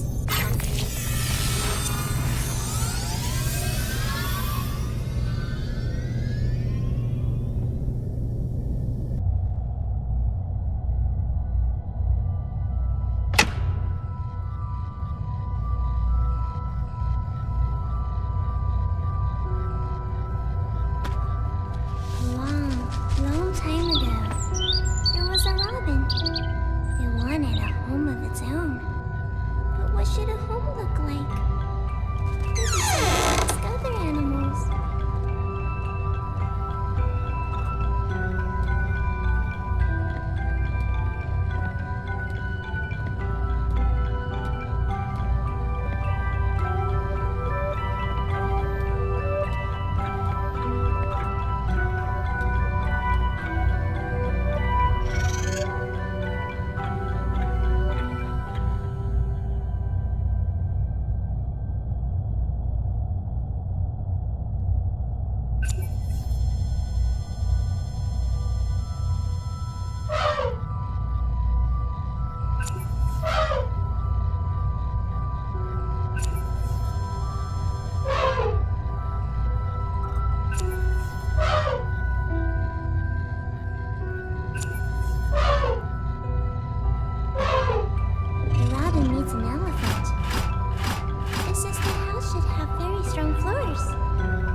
Strong enough to support my weight. The robin shakes his head.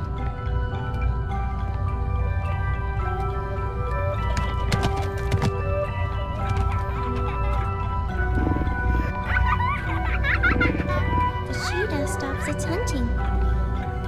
It pulls back and whispers, "There should be beautiful spotted curtains to block out the harsh sun."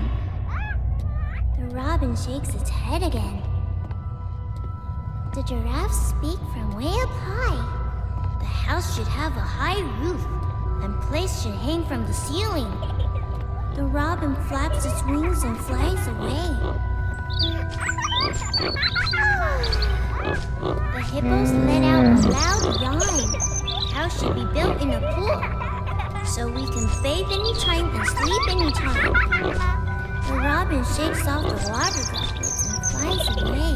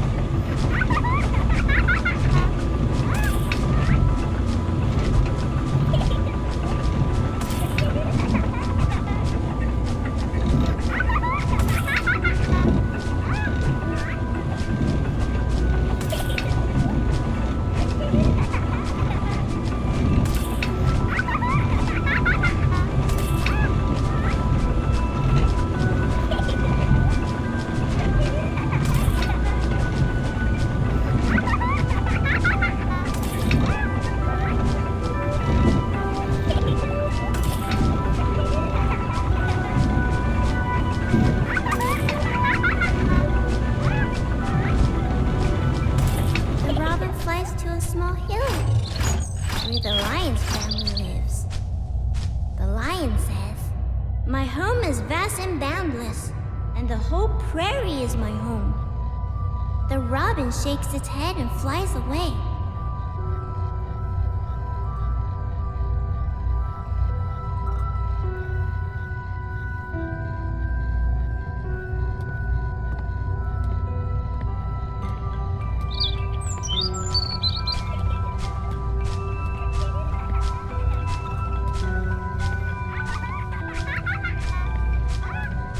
It flies and flies, and finally it lands on the back of a rhinoceros.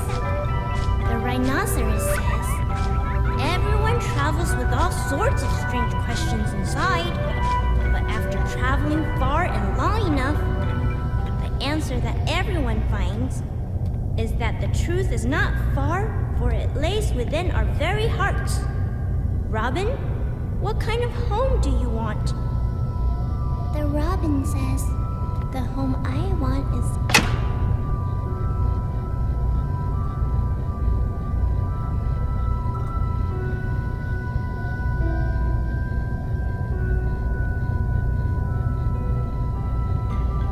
SCP-239, what are you doing? What's going on here? What's happening?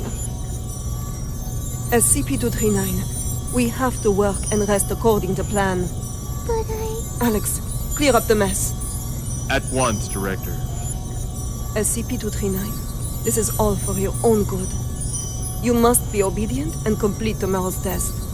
After that, I'll give you a gift. A gift? All right. Back to sleep now, SCP-239.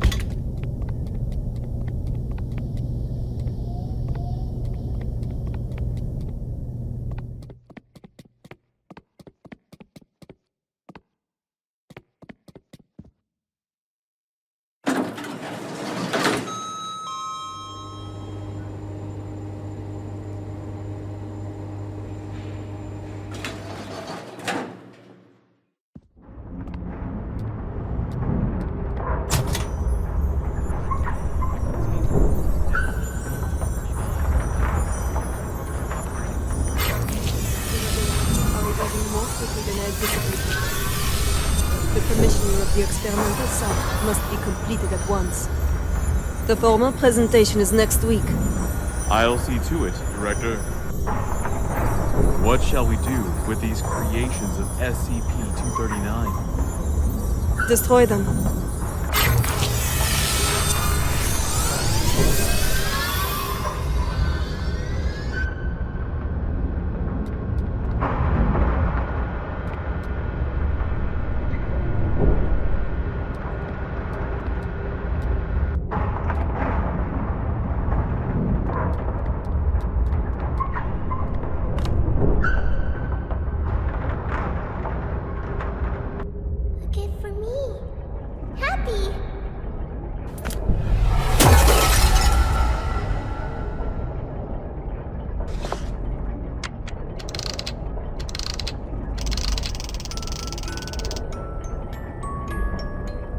Hey, you there? D6744 calling Bird's Nest. D6744 calling Bird's Nest. What the hell are these guys up to?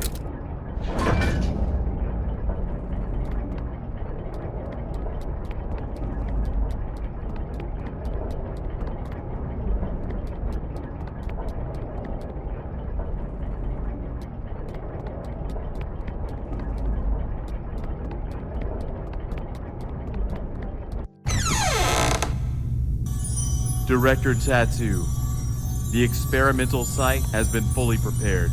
The report may begin at any time. Excellent.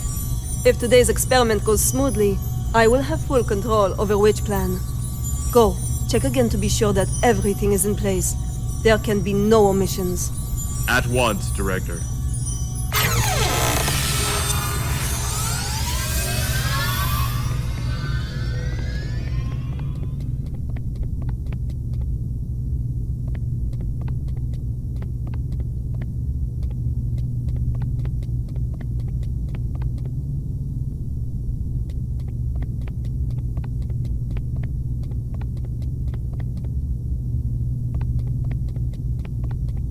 Violet, hey! Violet! Violet! I've got to have a word with you. Just one quick moment. Dr. Pierce, as you can see, I'm very busy at the moment. We'll be presenting Witch Plan's progress to the O5 Council shortly. Right, yes, that's just it. Listen, SCP-239's abilities are greater than you could ever imagine. She is infinitely more powerful now than when she was born. Your experimental procedures lack the proper controls. Any mistake, no matter how minuscule, could have irreversible consequences. Dr. Pierce, let us not forget that it was your previous missteps that caused us to miss the ideal incubation period for SCP-239. If we don't cultivate her using my method, the window of opportunity will be closed for good. But listen, if you go about it using your method, you will repeat the accident that happened 7 years ago. You do remember, don't you? Heisenberg, Freeman, Claire? Enough, Sean. Don't you dare bring up their names. Sean, the progress of civilization has always come with sacrifices. You don't get one without the other. To have the chance to harness the abilities of SCP-239, no price is too great. Violet, you are playing with fire. Dr. Pierce, it's time. I suggest you go to the first floor to get front row seats to civilization's next leap of progress. Violet! Listen to me! Violet!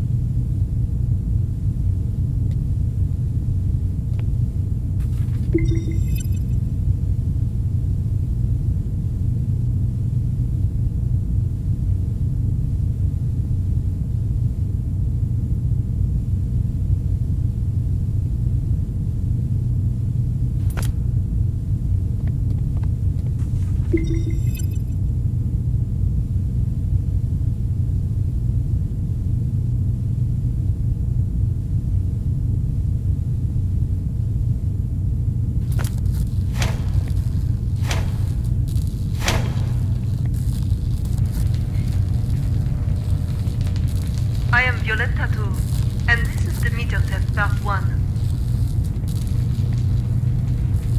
SCP-239, do you remember our friend here? The little robin with the pretty feathers? Can you make it come out and play with us? Okay.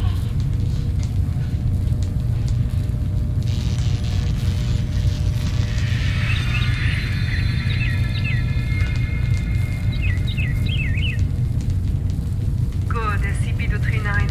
Very well done. Alright, let's continue with part 2.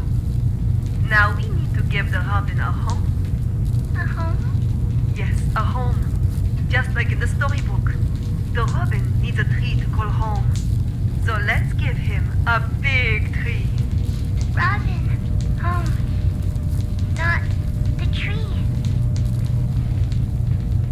SCP-239, you just need to listen and follow my orders. Come on now. Let's give our good friend the robin a big tree. Home. Not tree. SCP-239, I need you to follow orders and make a tree. SCP-239, if you don't follow orders, there will be no more nice things for you. No toys, no storybooks, no pretty decorations. Back to that cold, ugly room. You don't want that, do you? No. No. Then make the goddamn tree for me. Everyone, no need to panic. This is all standard. SCP-239 will have a slight effect on the current when using her abilities. It's perfectly normal.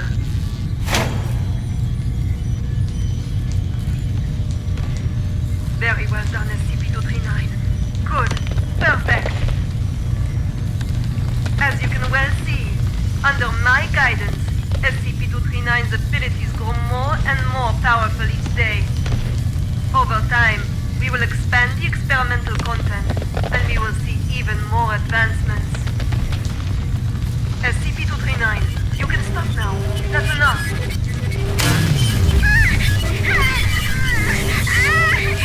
Stop it, SCP-239. That's an order. Stop now.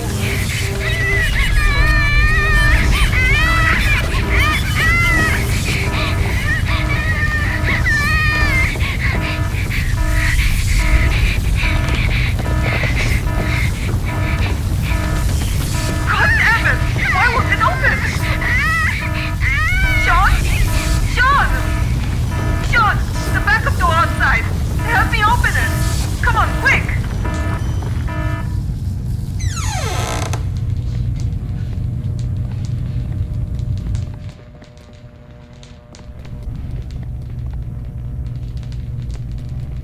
Stop it, SCP-239. That's an order. Stop now. God have mercy. God damn it! Why won't it open? Sean? Sean! Sean! The backup door outside! Help me open it! Come on, quick! Violet, I told you you were playing with fire. Cut the bullshit and let me out! She's lost her mind! What are you doing? Open it! Open the damn thing! No. No, Violet. I can't. What? What do you mean? SCP-239 is out of control. Why would I open the gate? What the fuck are you saying? Open it! You're right, Violet. Victory comes to those who fight, and to those who last. You're talking crazy, Sean! This is not that!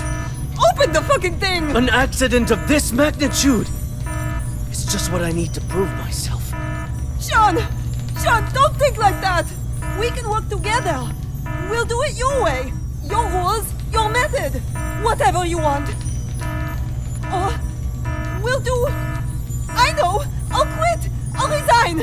Which plan is all yours? I will use these learnings to improve the plan and equipment. I've never been so certain of success. No, Sean. Let's not think like that. Let's talk things through. You have proven invaluable, Violet. You will not die in vain. No, Sean, no. No, no, no, you fuck. You fucking Sean. I quit. Sean, you should...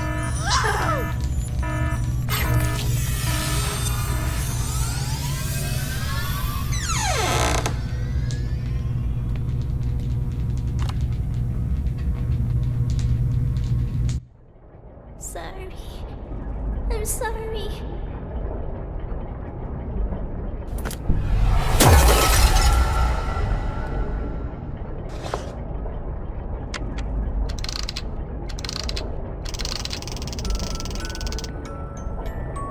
D6744. The energy output is getting out of hand.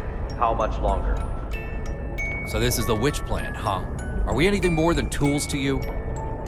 It's not about that. This is about saving the world. Either you fix this, or we're all screwed. That's what I'm doing. Then move your ass and do it already. Yeah, suck my nuts. Quitting the Foundation was the best damn decision of my life.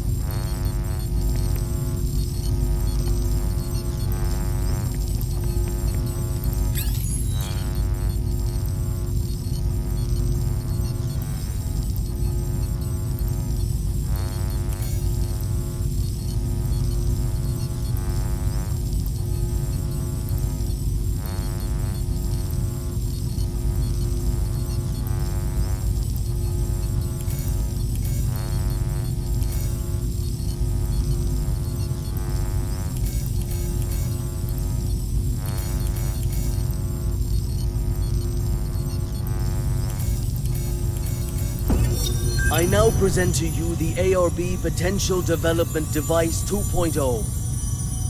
This device is capable of not only better stimulating the potential of abnormal objects, but can also automatically turn on the respective electric field control, so long as the abnormal objects exceed the preset amplitude. This will ensure that the experiment is foolproof, with zero chance of runaway. The tragedy of Directed Tau 2 cannot be repeated. We must learn from our mistakes. We must not forget the enormous power of SCP-239. And we must treat security as a top priority. Otherwise, all of this will be for nothing. Do not forget the credence we live by. Secure, contain, protect.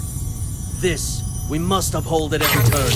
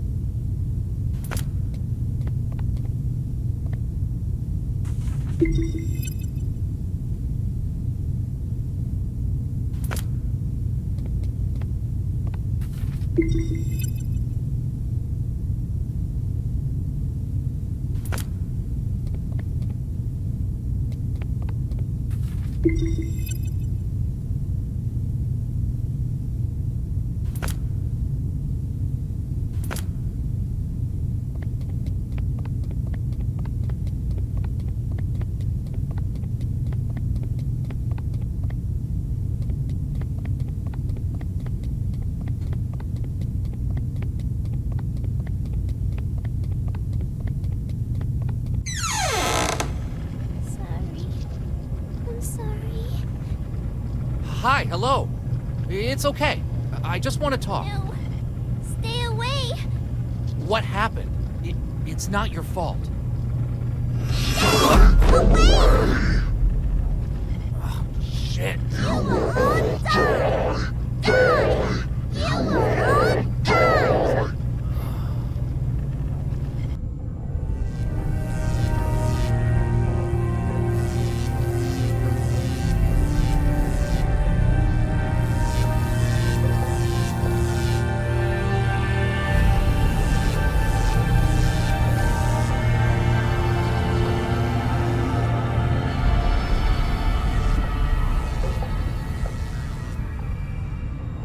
I am Dr. Sean Pierce.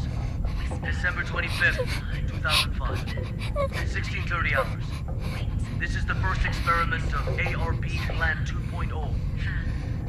SCP-239. We will repeat the previous tests first. Experiment 1. Strength test. Pass rate of 95%. Voltage strength 600 kilovolts. Power on. SCP-239. Crush the car in front of you. Anxiety, blues, pain, lost. Zeus, brainstorm, whisper. Wings, firm.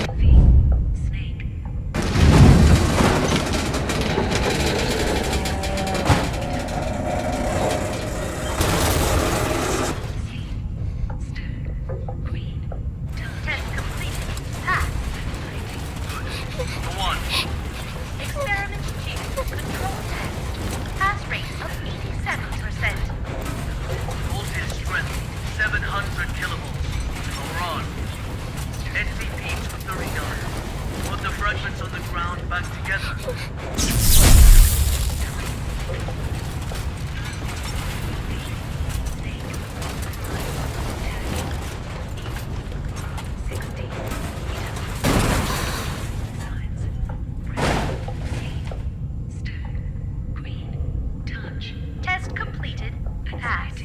Good. We'll now begin the new test. Experiment 3. Creation test.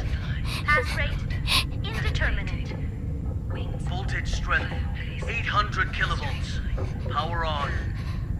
SCP-239. Reassemble this junk into a truck. A real, operational truck. Not some fancy replica.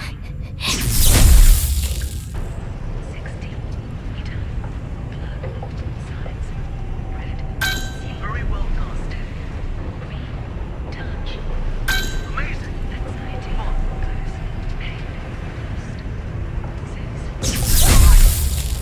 I know where the problem is. Do I need to shock you again? Amazing. Fun. Strength to 950 kilovolts. Dr. Pierce, our equipment can't handle that much current. Damn it. I'm the one who's in charge of this experiment. 950 kilovolts. Now! Power on! Afraid. Suicides. Imagine.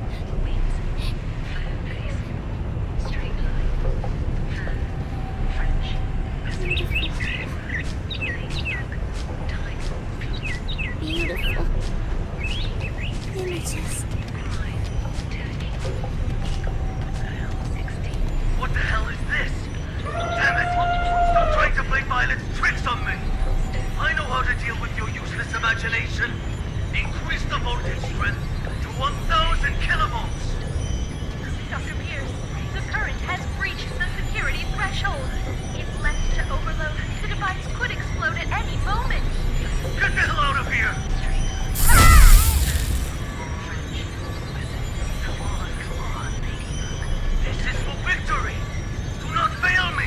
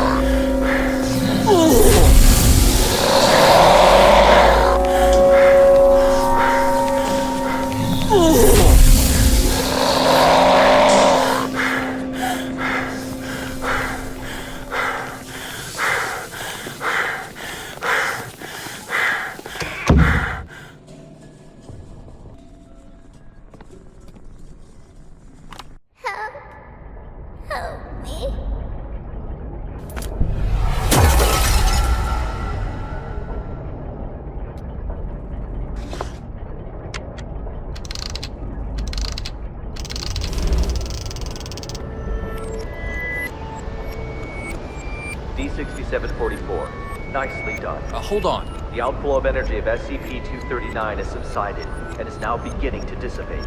We have regained control. Just hold on. Again, a job well done. The synapse is now ready to be disconnected.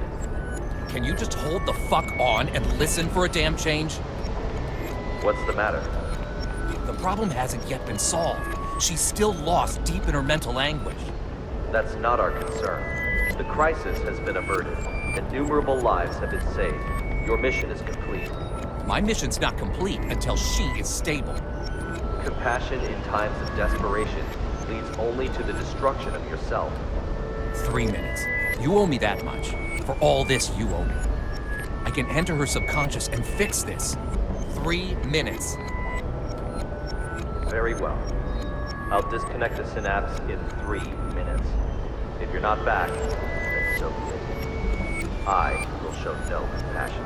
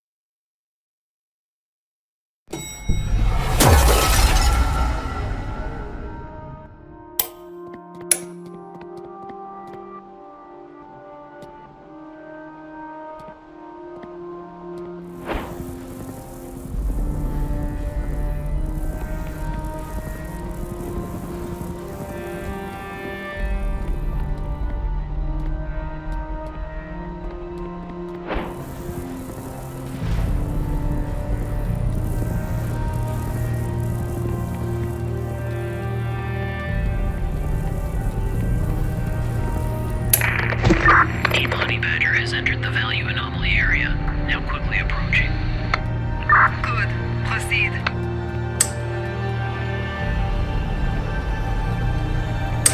The amniotic fluid has been sent to delivery room 2.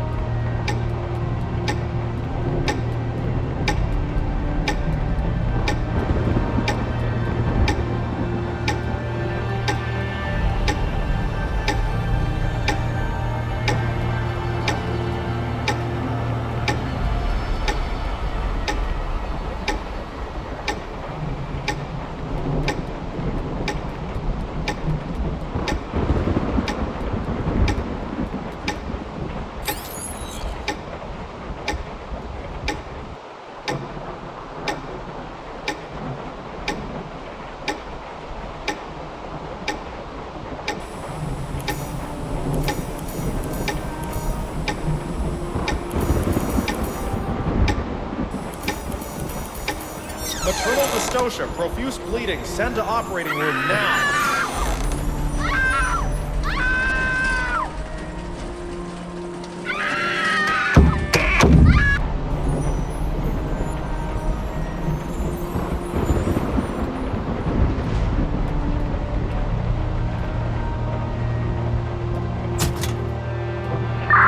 Value fluctuation increasing. Team Honey Badger approaching target. Heart rate 100. Blood pressure normal. Hemostat. Gauze.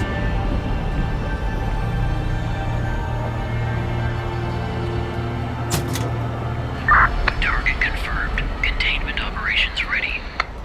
Excellent. Operation Witch Hunt, commence.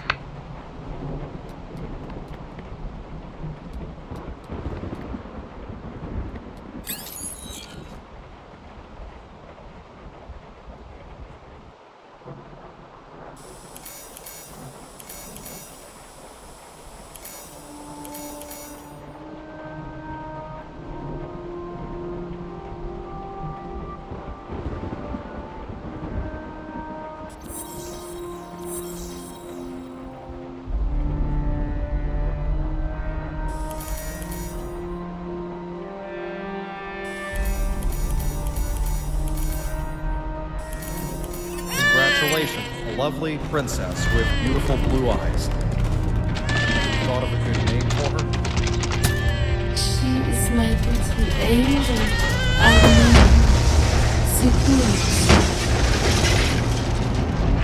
Target SCP-239 has been contained. SCP-239! SCP-239! SCP-239! SCP-239! SCP-239! That's an order! SCP-239! That's an order! SCP-239! Do as I say!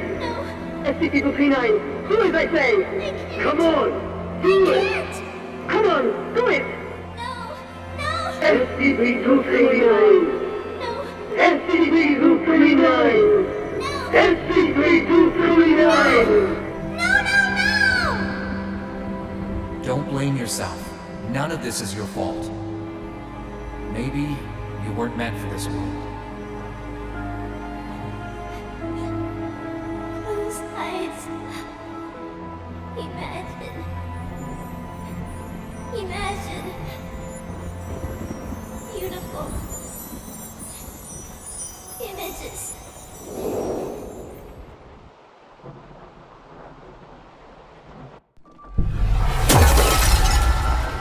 The robin says, the home I want, my home is squishy all over, with shiny warm lights and no more cold steel. Filled all the way with beautiful star stickers and colorful lights everywhere, everywhere. Everywhere I go, they twinkle, twinkle like little eyes. So many good books with the cutest animals inside. They only say nice things to me. They always want to chat with me. So many beautiful decorations, a soft bed, and mountains of toys. I can play all day, anywhere I want. I'll have my favorite toy, a beautiful carousel. I'll ride and ride, and it will take me anywhere. There, I will not be yelled at. I will not be punished. I can sing as much as I like.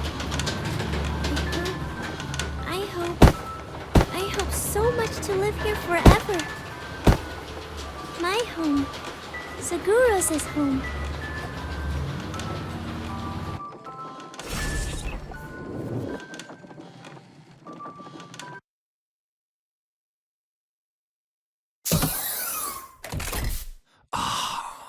Oh, my head.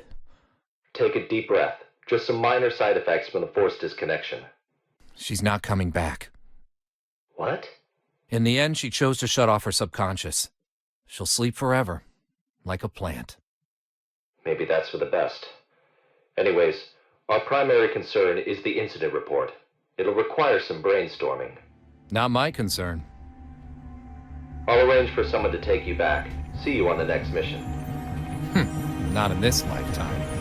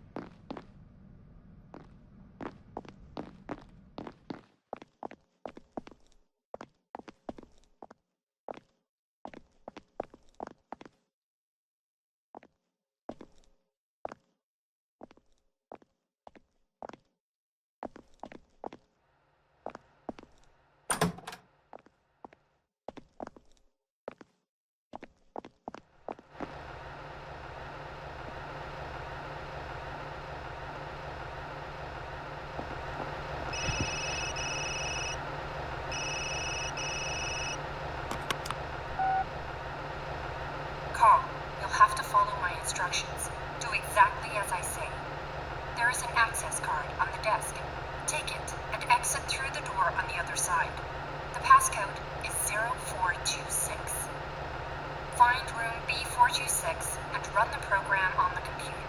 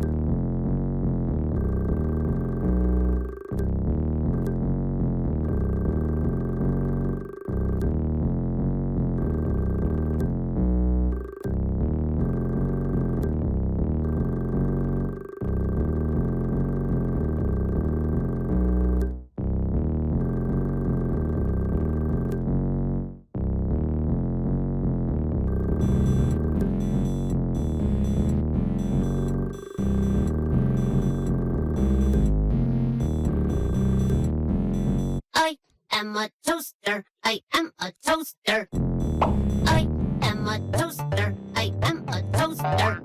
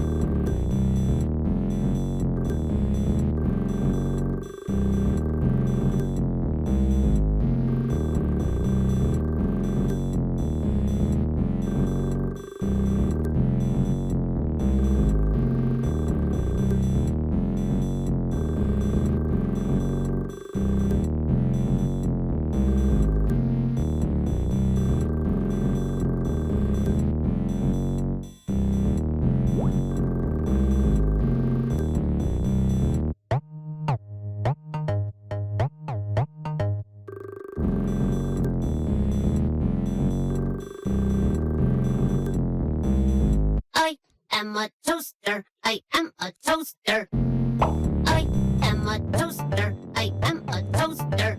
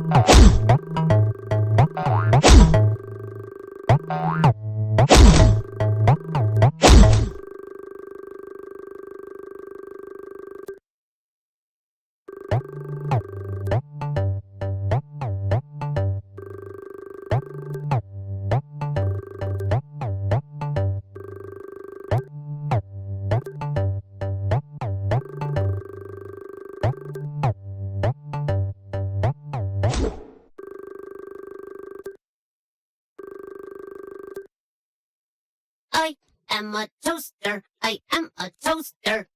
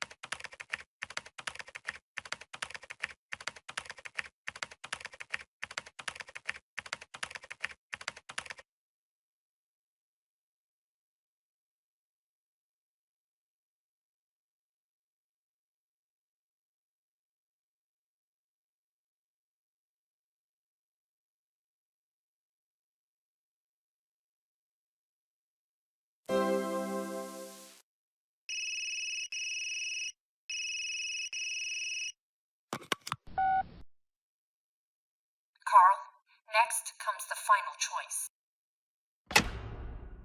There are two doors in front of you, one red, one blue.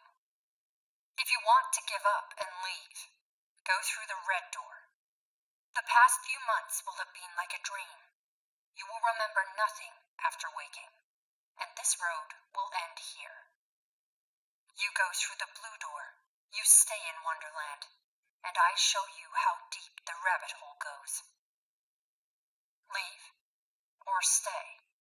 The choice is your own.